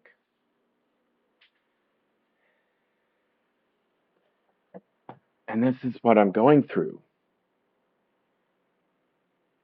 The thought of, can a service model ever be, I mean, sufficient? Can it ever?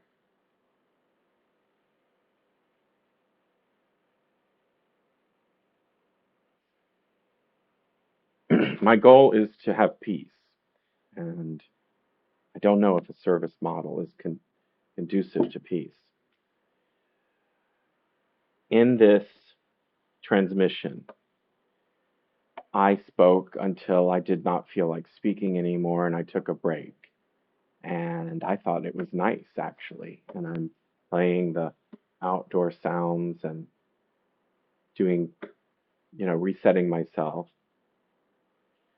And even as I was typing service, then it was in my head. And then I thought, this isn't a service because a service wouldn't take a break. I don't think. A service is focused on what I'm providing. That's what I don't like about all the words with serve, is that there's a like client server relationship. Because the truth is, what I'm providing isn't a service, it's a visit. Um, I'm treating you like a friend. And I think something wonderful when you're spending a long period of time with a friend is to have a break in the middle of it. I mean, not in the middle, but just anytime you need to, bathroom or just.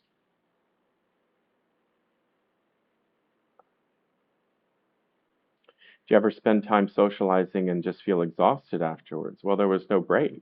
It's like being on a high. It's unnatural.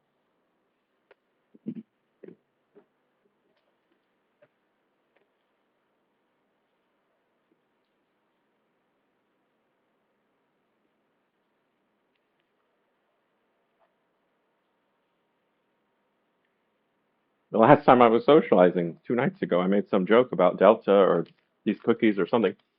And the place where I was, they were like, "Oh my God, we bought like this. We have too many of them," and they gave me a sleeve and another person a sleeve. They were like, "Please take them before we eat them all." And he even said, as he gave it to me, "Don't. I need you not to argue, and just take this." And I'm like, "Well, you don't know me very well. I'm really good at accepting gifts." Please donate. If you go to www.humanisso.me, you will find a section that says mutual appreciation. Please give me gifts. I need them. I'm not doing well in this society.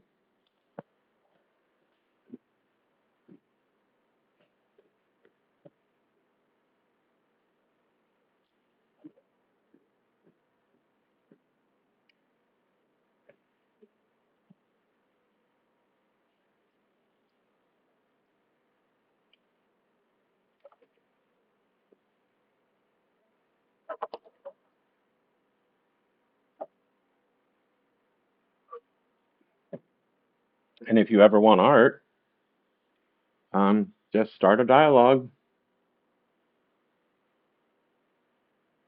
It shouldn't cost too much. I want everyone who wants it to be able to have it. Um, on a sliding scale, what works for them. Let's see, it's better. It's actually better if this one gets stored somewhere else. We'll see if it fits over here. I think I've done this before and it does not.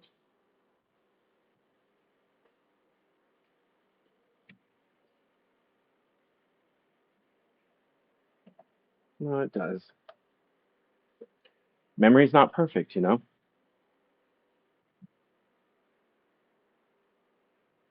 So there's something about service that's like a performance, and perhaps that has delayed me in what I want to do, which is to have something like my own version of a spiritual practice. a shared spiritual practice like a Sunday service. But I don't want to perform. I want it to be a visit. Next, I'll have to look up the word visit and make sure that I agree with all those connotations, but it sounds like I do. My feeling is I do. I talk about words to the micrograin extent that I do because I believe that we have a sense, at least I do, and I can't be the only one, we have a sense of the life of words. Words are, let's see, we have unconscious thoughts. But when we make our thoughts conscious, I believe we put them into words. And words are our tool. They're more than a tool. They're the medium that transforms our thoughts into something that we can understand and share. Or at least they're the main medium. That's why I do this, because it's a nonverbal way for me to transform my feelings, my thoughts, my ideas, my that go deeper than words. By the time they're verbalized, by the time they're shaped into words, they've changed. To me, this is more raw. It comes from feeling to expression. I resist words in my work,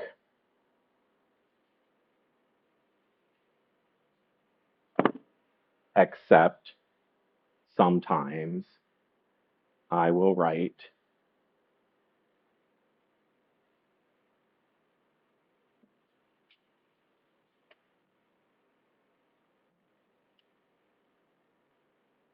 words that I cover up. There's kind of like a graffiti message underneath this, and then I paint it over it. To me, that's interesting. Sometimes I'll have words that are seen a little bit more clearly than this.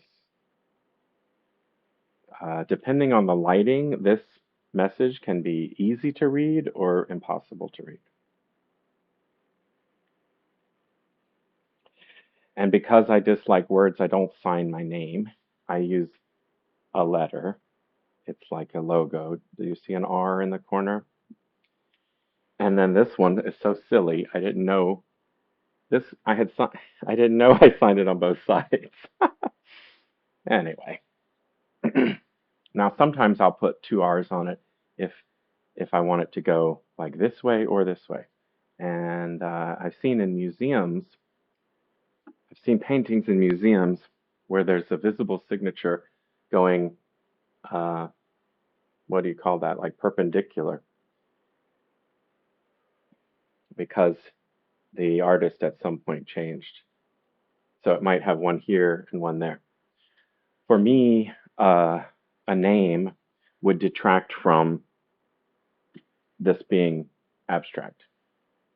I don't want, I want to force me or any other viewer to decode and a word, a signature, a name is it's too easy to focus on that because we already know how to decipher that. But this is the message. So just the little R, it's like I say, it's like a logo, it's a shape. You can see it and keep moving. What this says is, do you know how? And then somewhere in here it says, hard it is to do this when you have no talent and there are no right answers. And I think Yeah, there's no question mark on the end because I ran out of space, which is good. Make it even more nonsensical. Oh, my tummy. Does my tummy hurt because of the strength of that message? I don't know. It's like we want to know things. Why do I have my back pain? And there should be one cause. Why do I have a pain in my tummy? Is it the back pain? Is it emotional? How can I ever say there's a difference? I'm like one system.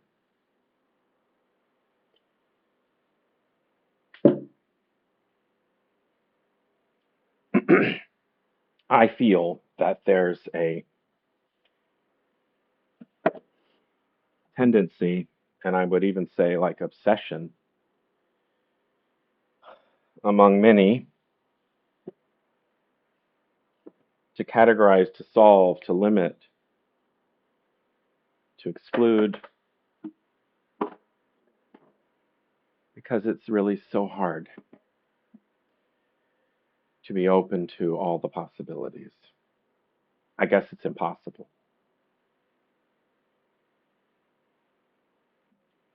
But it's not impossible to have a good day, to have a good life, and to be open as much as we can be, and to be open to the understanding that it is not our responsibility or job or need to solve.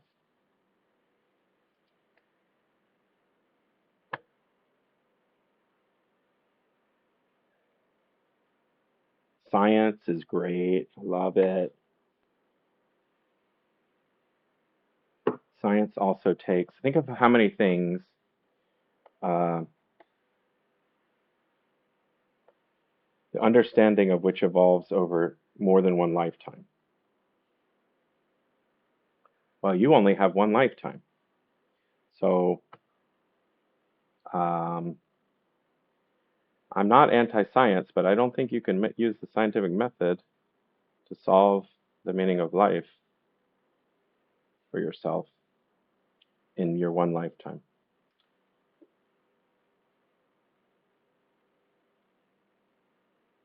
I think I just hit play. Are we going to hear opera? I just,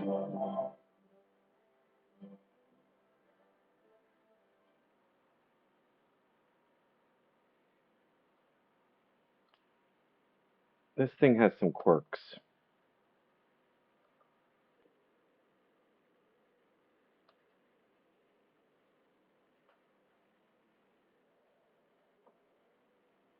Never did I turn on the radio. It is now, I mean, never did I press the radio button. It is now playing the radio. Never did I press the open iPod button, but it opened when I pressed power.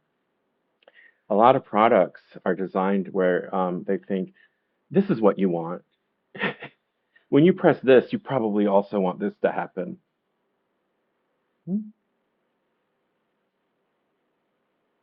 The best options, I talked about Facebook and Twitch options, the best options, if you're going to give users a bunch of options, um, configurability, including what you can turn off, is pretty high priority. Um, when Reels first came out, I would have just disabled them. Currently, I would disable Threads, but half my notifications are about Threads, a platform I'm not on. Customization isn't for me, you know. The service, the whole thing doesn't exist for us. It exists for them. I wish more people would realize that. And Twitch exists for Amazon. I'm using it, but if I ever got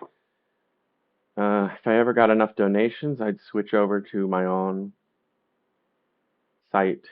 I would use the Fediverse open software solutions to stream.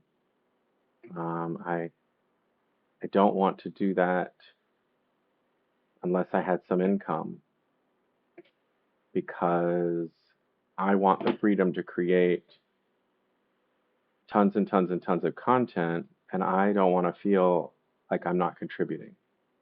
So the way that the non-commercial spaces work is most of them, they don't ask, I mean, they'll ask for donations just like I'm asking for donations, but they don't force you, they don't demand it.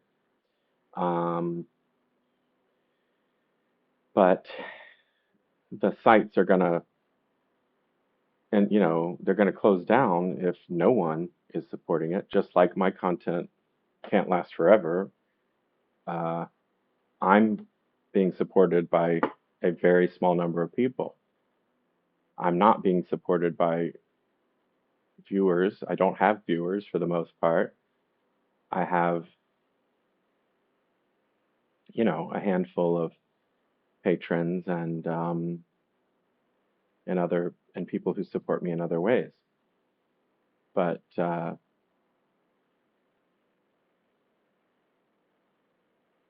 lack of so burnout, is easy, is a threat, but not just burnout. I mean, burnout is, I think, the feeling of it's not worth it because I'm not getting by. I'm not getting external rewards.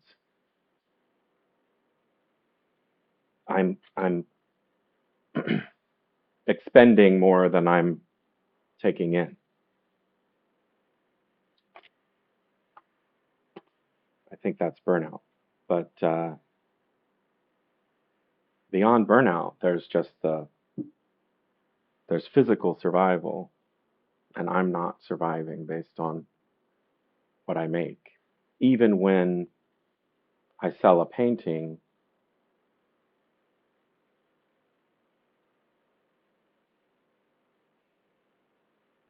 very few people pay me an amount that helps sustain me. I'm, I'm saying I'm taking a loss with every sale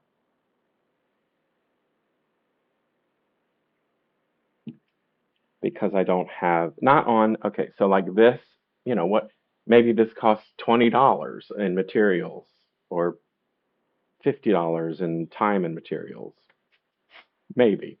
Just, and yet I would want to sell it for like, I don't know, 150 or more, 150, 200, 300. I mean, I would take whatever I could get for it. But capitalism seems to have taught us that objects have a value, that what you're paying for is the object. And my objection to capitalism, as I talked at the very beginning of the stream about clothing, is when I bought this shirt,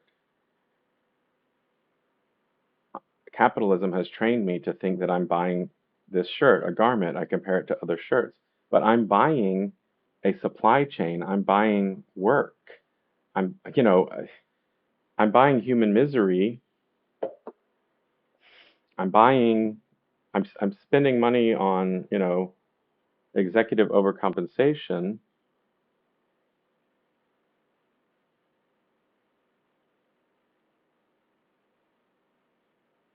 I think it would be perhaps productive to decouple purchases from thinking about I'm paying for this item and then to change it in our brains to I'm supporting this system. So when I sell a painting, to say it's worth $20, $30, or $200, it's not the thing that's worth it. It's do you like it? Would you like it as a thank you gift in exchange for supporting the system of an independent local artist? Well, local. Why did I say that? Uh, local artist is a shield. It's a way of saying, I know I'm not going to make it, but at least some people in my, you know, immediate area know who I am. That's kind of what I think. But I'm doing these things in which I'm talking to anyone who anywhere. And I'm willing to, maybe I slip that in, so I'm willing to ship this anywhere. Anywhere that has a mailing address, I will mail art there. The, the cost is the same. I list all my work on a sliding scale. All I ask is that if the shipping is, I make it this exorbitant amount. If the shipping works out to more than 10% of the total donation, then I'm going to have a conversation with you. Then I'm not going to cover the shipping. I'm going to say we're going to have to do a little bit more. This shipping is too high. But beyond that, you know, I'll ship anywhere. So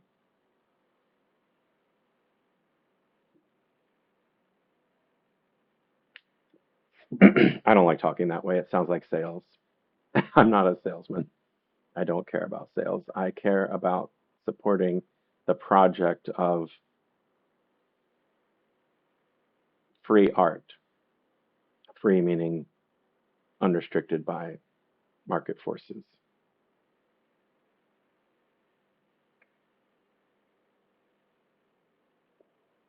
I don't think we're getting enough art in our society because I think we're getting a lot of product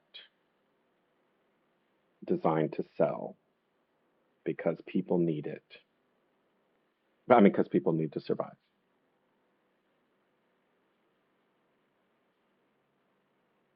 When I was reading those poems, how many of those writers had financial success?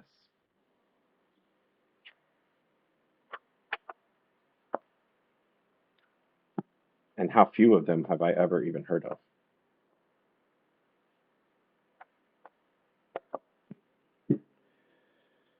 So I think the next time I do one of these, I won't call it a Sunday service. I'll call it a Sunday visit. Parasocial is supposed to be like this one-way social relationship, right? And that's uncomfortable. I'm trying to be real, so I actually am interested in. It's very vulnerable and scary, but like I want to have a real friendship with someone who follows me, who knows my art, who likes my art. Um, one thing I never, one thing that's always sort of like a burden on my mind is I want to get back in touch with people who purchased my work in the past and have a dialogue about it. Yeah, you're really getting blown around. Is that bad for vertigo? If I were sponsored, I could have a what's it called? A Kimball. I could have. There's a lot of things I could have. Microphone.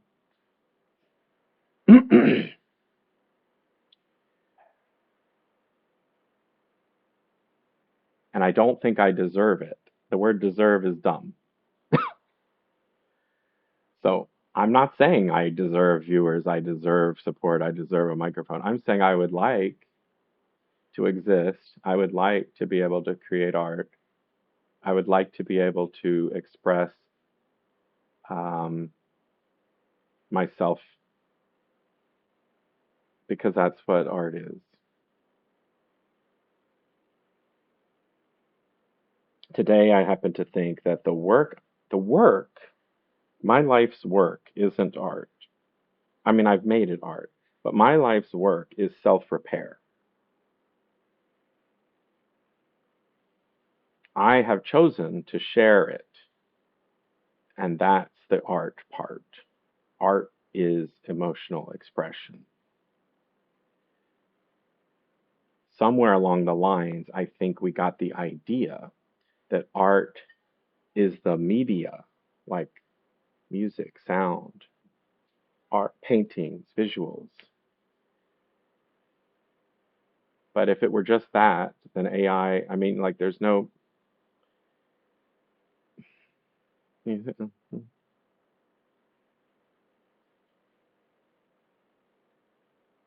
It's the debate about art and design. Is this art?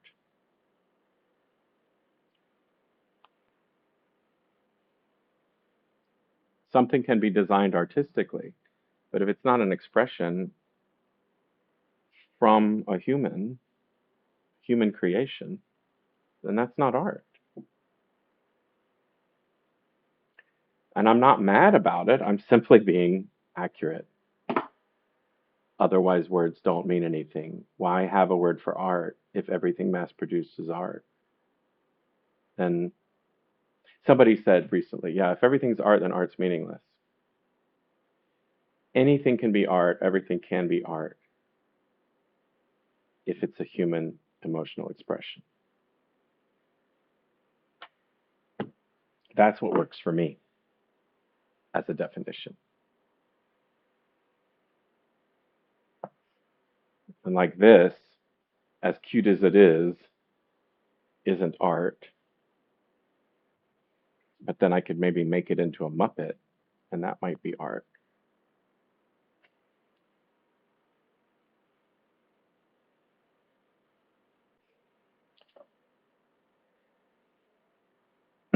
It's impossible to see into another person's mind. So we don't like those types of definitions where like, maybe the capitalist who runs a factory, maybe that's his emotional expression. Or maybe he's going to say that it is that produced this. And then we can have a debate on whether or not this is art because the rich man who made it says that it's his emotional expression. Um, the goal of my life isn't to be right. It isn't to win debates. It's just to feel good, to feel okay, to express. So beauty's in the eye of the beholder, art is in the eye of the beholder.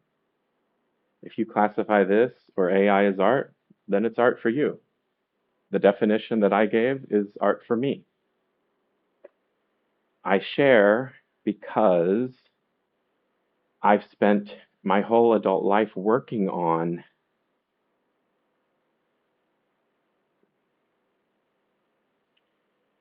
emotional healing, growth, and producing art from it. It is not for me to say that that has a value to you or to anyone or to society. I would like to believe that because I'm a member of society and other people's art has deep meaning to me. I wouldn't be alive if I didn't feel, I get my meaning from art. And I know the difference when I read it between art and not art.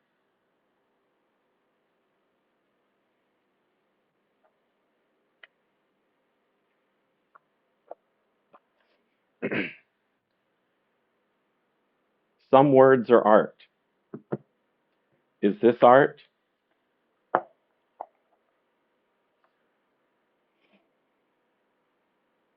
From Woodfire Grill to Gun Show to Revival, we followed Chef Kevin Gillespie without hesitation and gladly. And with his memorable turns as a popular contestant on Top Chef, we followed his story and his menus ever since. When his latest venture called for a trip, culinarily speaking, to Scotland, there was a pause. But for how long, really? A minute? With one red-bearded, kilt-clad chef at the helm, reservations were booked weeks out from the start. I picked this up. It's Atlanta Magazine. It was on a Take One table. I picked this up. Best new restaurants. Now, I have no money. I haven't traveled to Atlanta in a long time, but I used to spend time there. And I used to love going out to fancy restaurants. And, you got to admit, this dark, like that drink. And um, I like I like Atlanta.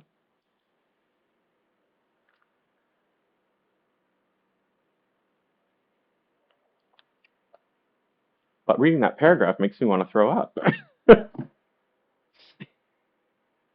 And whoever wrote it is pleased. They're like, oh, I've done it real conversational and um, well, either they're pleased or their editor's pleased. And I probably used to write like that. I used to write articles. The words we use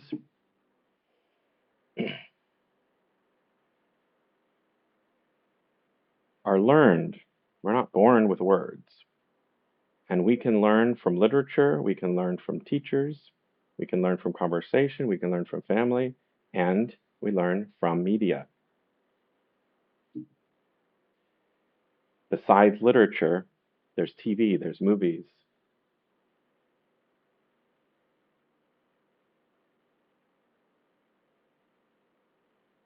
There are times when I say stuff or I hear stuff from others and I think, and this is only sort of happening to me lately since I've become a little bit less, a lot less social. But, or maybe it's only lately that I'm able to put the word on it, but I think we're not in a TV show. This isn't a script. Why are we talking as if there's a laugh track or an audience or there needs to be a punchline or and it's to entertain. Um, a magazine named after a city, as that one, Atlanta, um, at one time probably included poetry, you know, maybe local authors contributed columns. In our busy world, to survive, the route that most people have chosen is advertising, eyeballs, sales.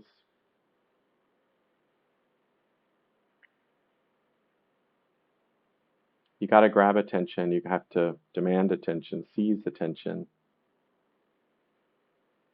get those metrics, show them to someone as proof that you have value, and then they'll give you money for an ad. I don't want to do anything like that. That would ruin my ability to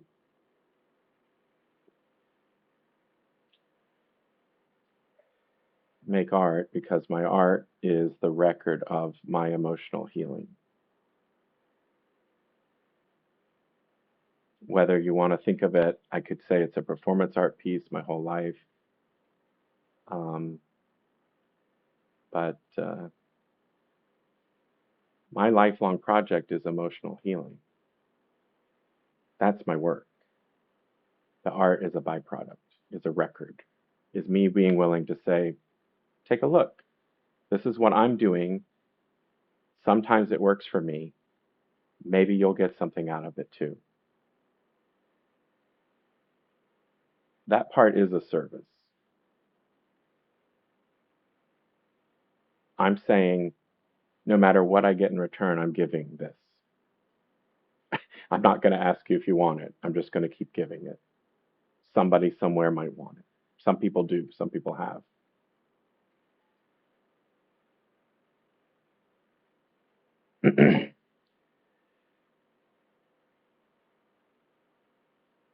It's a service unless and until someone receives it and interacts.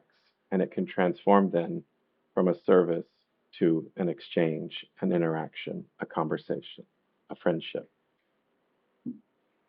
I want the latter. I don't want to be an antisocial hater artist, who can't fit in anywhere.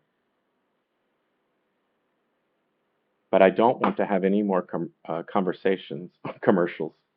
I don't want to have conversations that sound like commercials.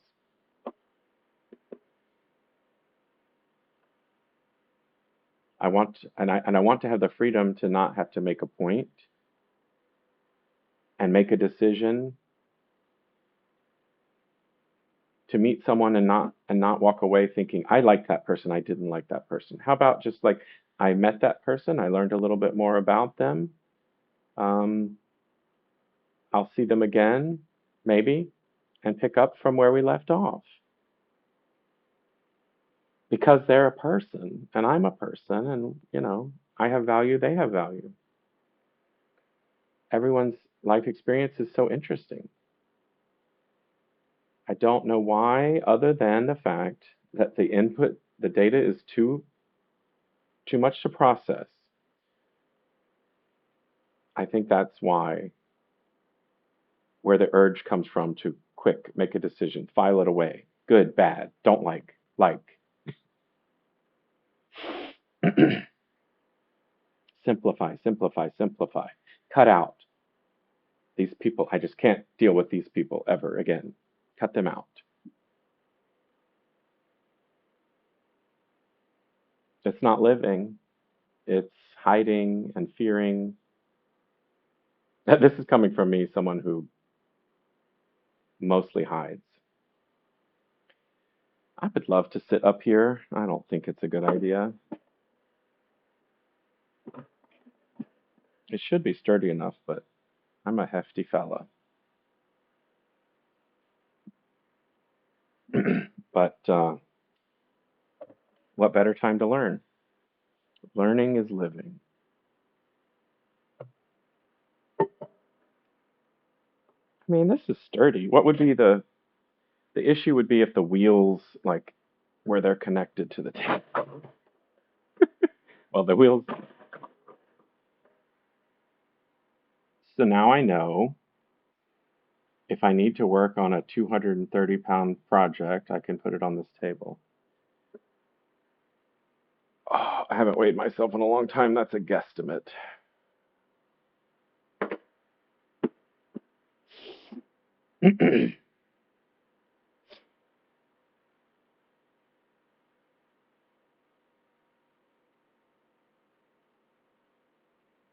What's frustrating to me is when I get that tone of voice that I'm lecturing, I'm justifying, I'm attempting to say, this is the way I am and it's valid. I'm the one that I have to convince of that.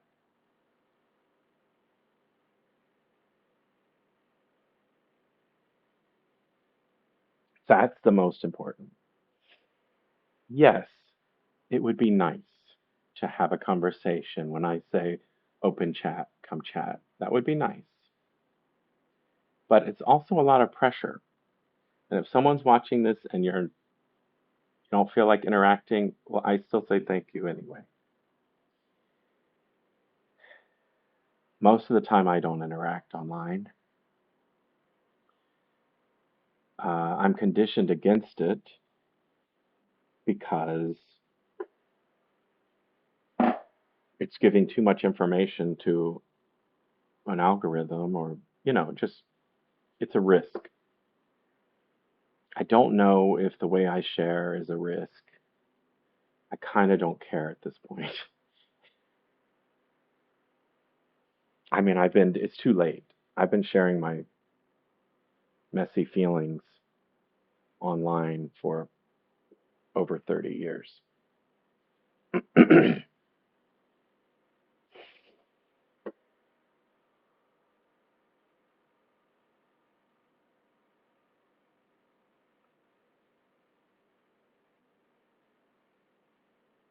There are a few different models for the kind of content that I share in videos lately.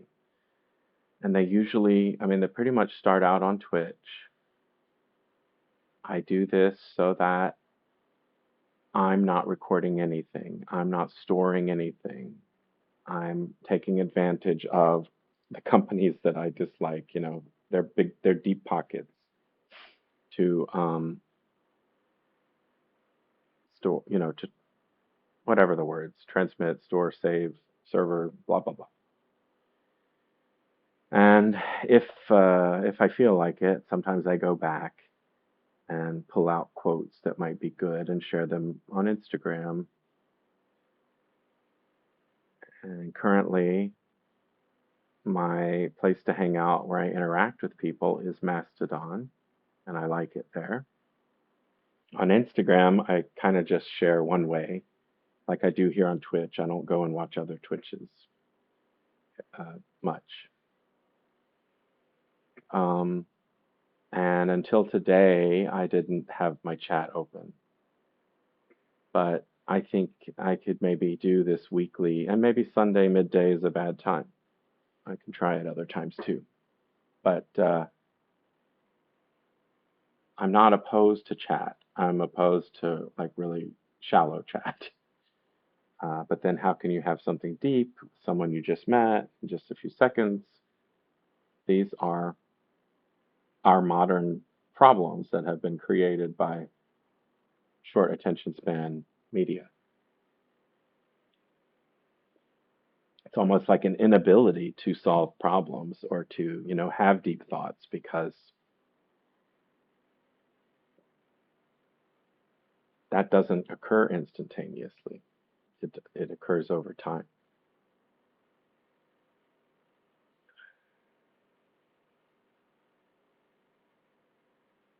One of the ways I thought about how to describe what I'm doing is if you've ever had an all night or late night conversation with a friend and you tackle all these different topics. I think those are some of the best experiences.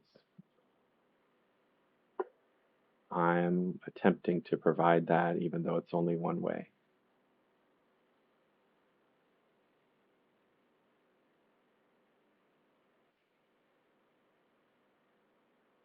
I'm happier when I can have my doors open, although it is humid and it's about 77. I'm going to turn on the fan.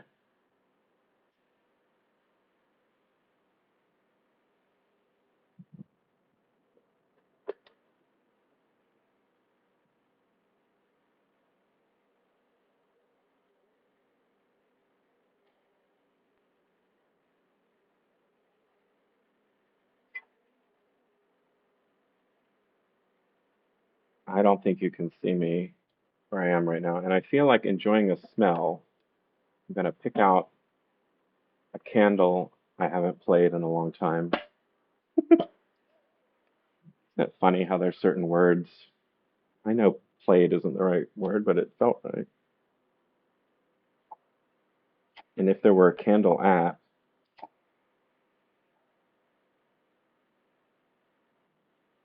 anyway, what is this?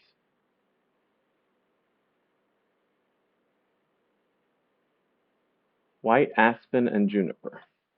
If you say so.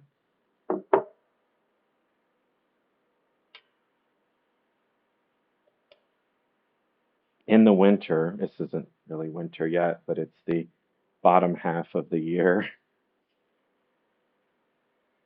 as the bottom half of the year has started. I, the shortening of the year, the short half of the year, that makes more sense. No, wait, it's the short day, it's too many words. Do you know? I've been asking, is there a word? I know we have quarters, we have the seasons. Is there a word for the halves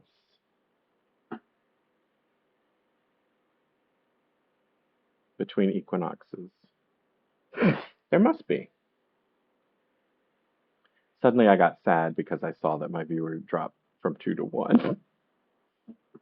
This is where I think this kind of feedback, it's like normally I don't open the chat, and normally I'm oblivious to whether or not to what's going on, and I even sometimes turn it around where the back of the phone is what's you know facing me because I don't want to be distracted. Like, should I be sad that my viewers just went from 2 to 1, and more realistically, it's probably been zero most of the time today?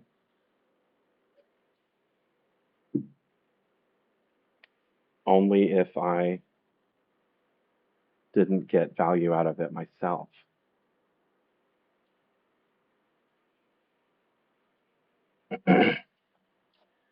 I try to work, I mean, this is one of the big, big, big things I'm working on is getting away from either or thinking.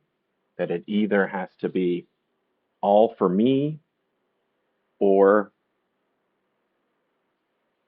you know, for an audience. Oh, I'm getting tired. It's probably been Now, it hasn't been 8 hours since I took my pills, but I probably need to do something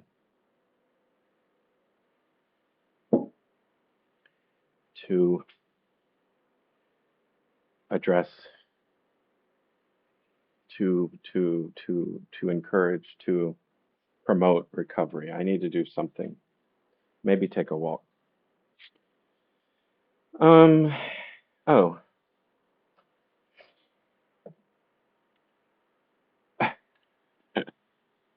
the lack of response did make me sad, and I was like, well, I can paint, I can turn that into painting.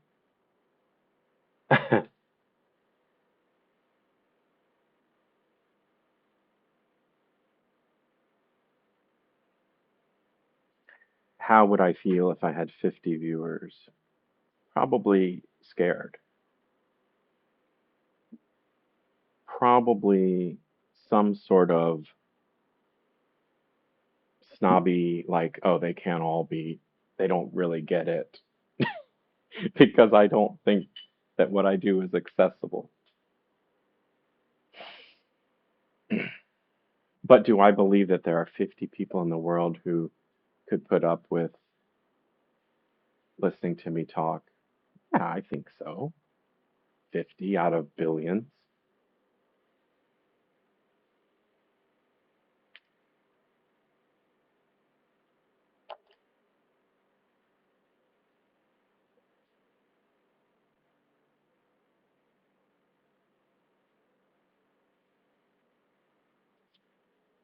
Not all candles are great.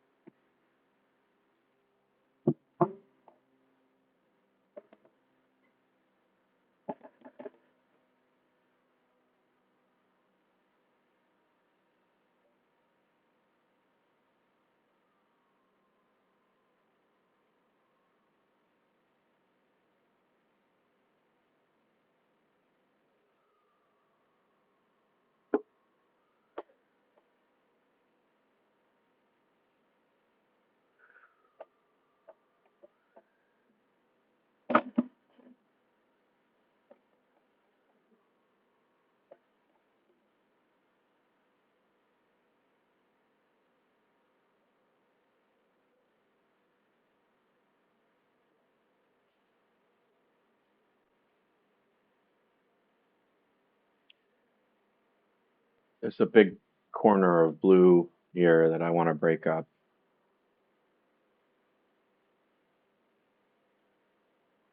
I haven't been ready to do that yet.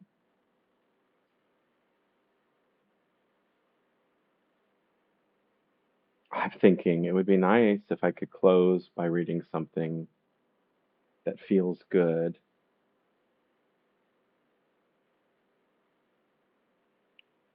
but the book of poetry that I have selected is provocative, necessarily provocative, and most of the other things I'm looking at are highly commercial, and I find that unsatisfying. So it's like, am I the one who has to provide the emotionally satisfying conclusion? Oh, so the way that visits with friends work, they don't have conclusions. It isn't like, well, the movie's over and everything's wrapped up. They often end with like, oh, I gotta go, and a hug, and you know you love your friend. It wasn't like, did I make all the points? So I could stop any time.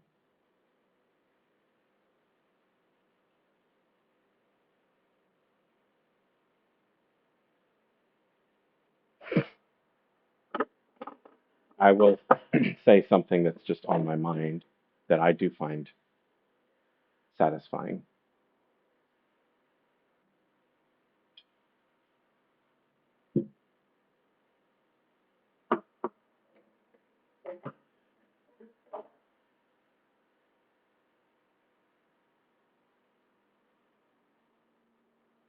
Only it's from memory because it's on my phone, so I'll just do my best.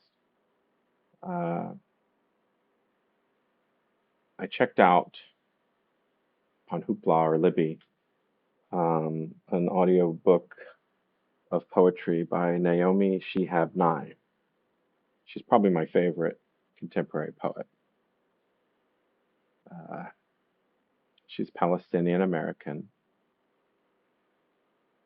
And this book, I believe this collection is called The Red Suitcase. And I think it said it was printed in the 90s or something, not current, not recently. Um, the great thing, about discovering somebody who's new to you is you can go back and get their whole life's work, you can get into it. Like you can go to archive.org and see things I shared in the 90s. But I don't know if it's worth it. But anyway, um, but but the same skepticism applies with musicians and poets and writers and anybody else. It's like, well, I don't know if I'm going to like all the work that this person's done just because I like what they're producing now. So we're going to finish this outside because it's more pleasant. So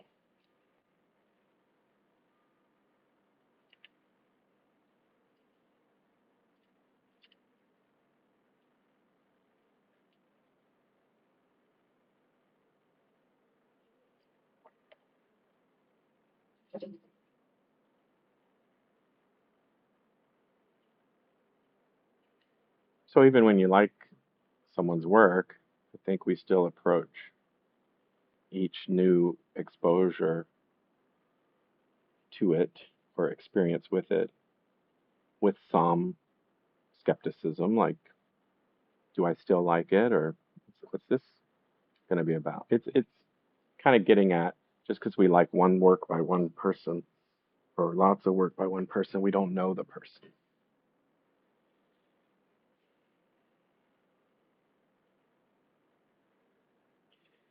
The Red Suitcase begins and is so titled because of a Moroccan parable or uh,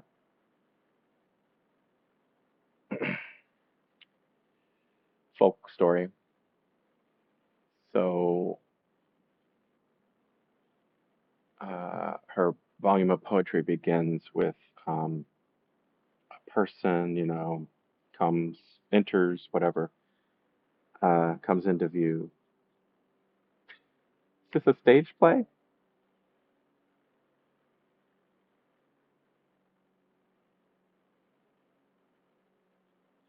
A person is seen carrying a heavy red suitcase. Upon opening it, inside there is one piece of blank paper.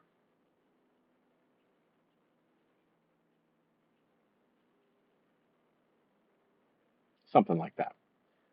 So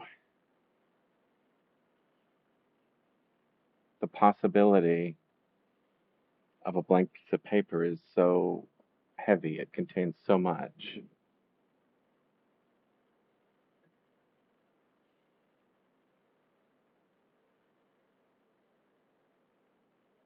Freedom and creativity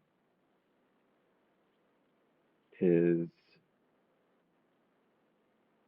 that momentous, that scary, that exciting, that burdensome.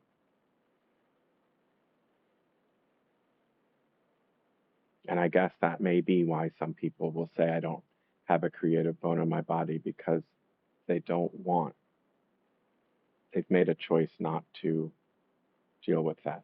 That's my theory.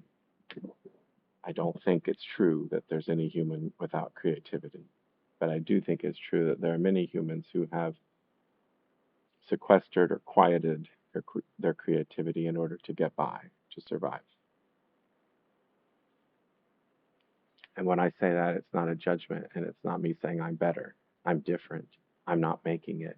I can understand why someone would, if making it requires quieting, shutting off certain thoughts, then it's only natural to do that. I've had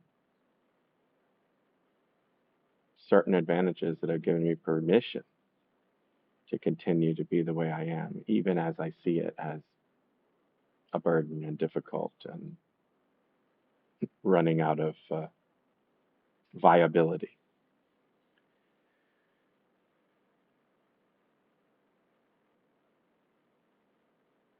So I've thought about doing workshops, and I think I would play that quote or read that quote, but I like her voice, so I recorded the few seconds of it in her audiobook. So I could play that quote, and I guess if I were a ham, I'd come out carrying a heavy suitcase with a piece of paper in it. I mean, I won't do that, but I could.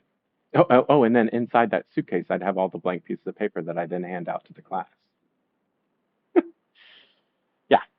Um, but anyway, I would play that quote at the start of my workshop and give people blank pieces of paper and crayons and pencils, but no markers. Too messy. And say that I want them to cover the paper, uh, fill it up completely with whatever. I mean, they don't have to do abstract. I think abstract is the easiest way to completely fill up all of the margin edge to edge piece of paper. But they can draw a scene if they want to. But the thing that I'm asking is to cover the whole paper, to sort of remove that burden of emptiness, of possibility. Anyway, it's just kind of a thought exercise as a way to begin an abstract workshop. And I can talk about the difference between putting words on a piece of paper, words on a page versus visual art, and the difference between representational and non representational visual art. And I think that abstract expressionist visual art is the furthest away from that heavy burden of the blank sheet of paper. It's the most free.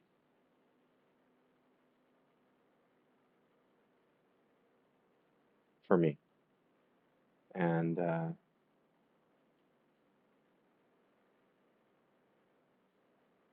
because it's still limitless,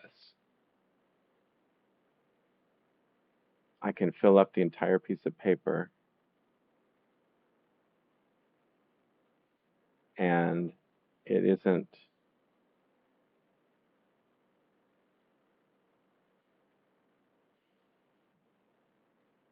the right thing. It isn't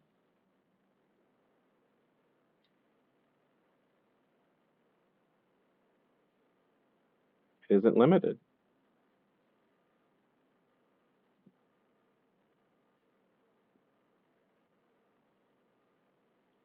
And sometimes my abstract works aren't ever done because I can go back and change and add. It's a great metaphor for life. So I would love to do that. I would like to be able to share my abstract philosophy. Oh yes, I was going to do classes a couple years ago, and it was going to be called the Abstract Experience. I could still do that. For me, yeah, marketing's hard for me because it diminishes the sincerity.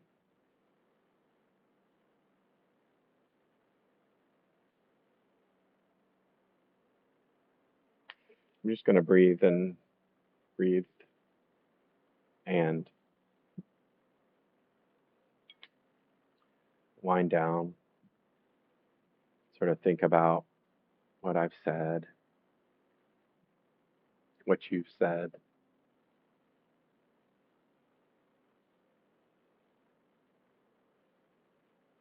the breeze, the rain. This has been a great day. It's not over. I was suddenly seized with a little bit of fear that I don't know what I'm going to do next. It's that blank sheet of paper. This is a nice abstract filled sheet of paper. The way I do my videos, they're just whatever they turn out to be. They feel good to me. And somehow I'm not embarrassed to share them because this is my life, and why should I be ashamed of my life and my mind, my ideas?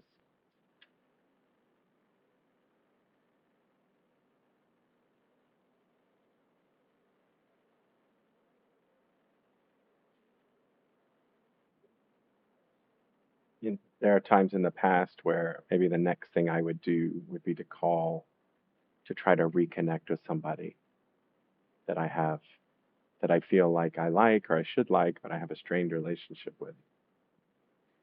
Well, that's too risky right now for me.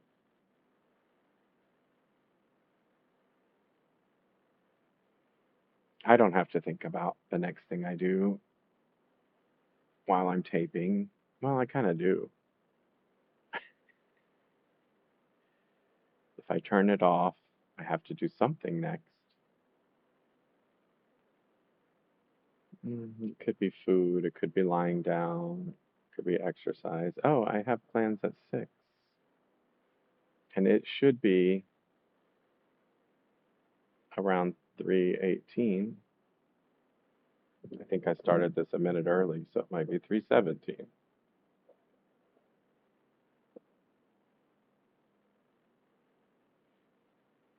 I never cared about exact times, but I know that younger people do because they've never known analog clocks.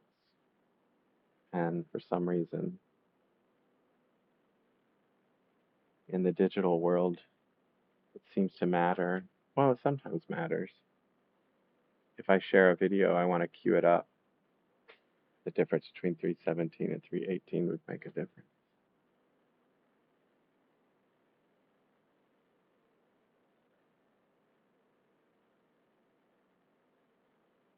T equals 197 or T equals 198. Is that right? I don't know. Is it minutes or seconds? Sorry.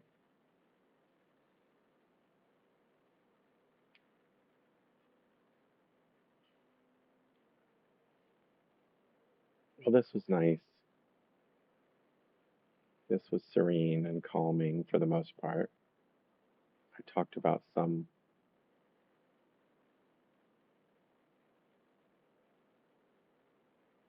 agitating or unresolved or difficult things, but mostly it was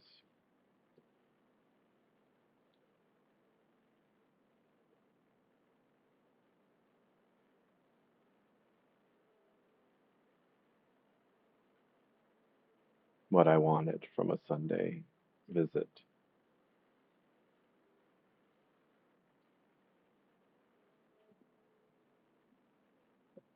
You know, I said I had,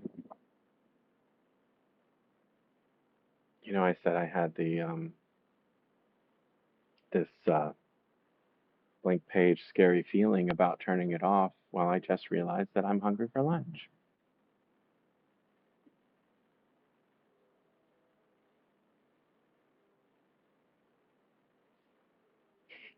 What is it that bothers you? Oh, yeah, I'm hungry.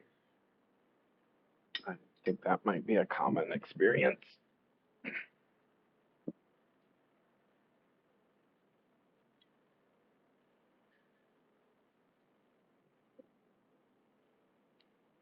This plant friend is citrus tree.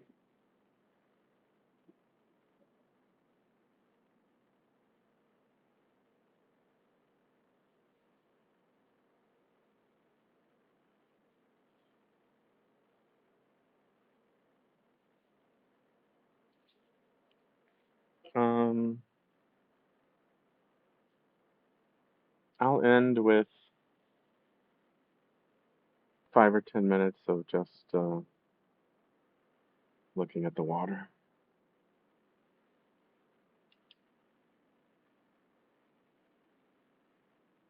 Hold on, I gotta put it in the clip.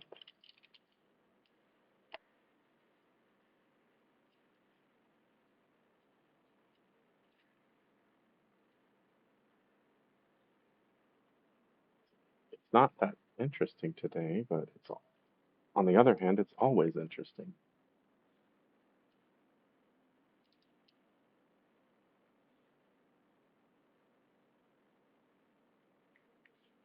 Goodbye.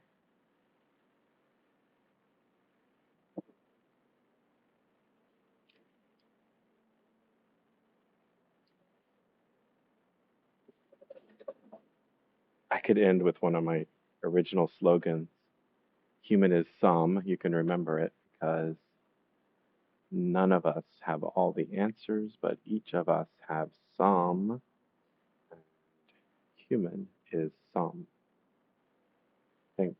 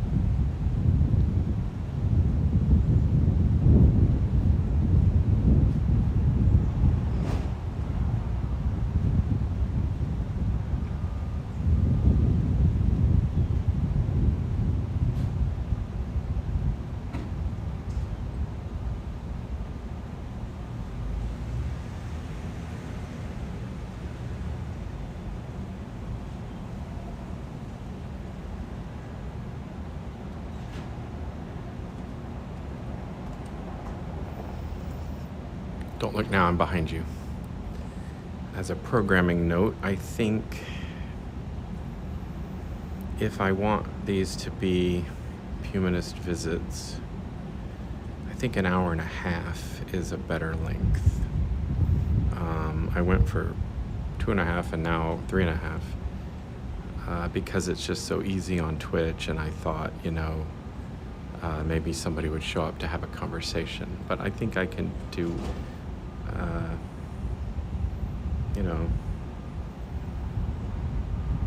I think I want these videos to live after the streams, and I think the length is intimidating, so I think I'll do, it would be great if it was an hour, but I think 90 minutes is a better, feels better amount of time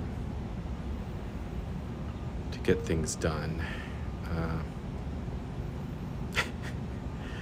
Or 100 minutes. What is that? 7? What? An hour 40? A movie? I don't know.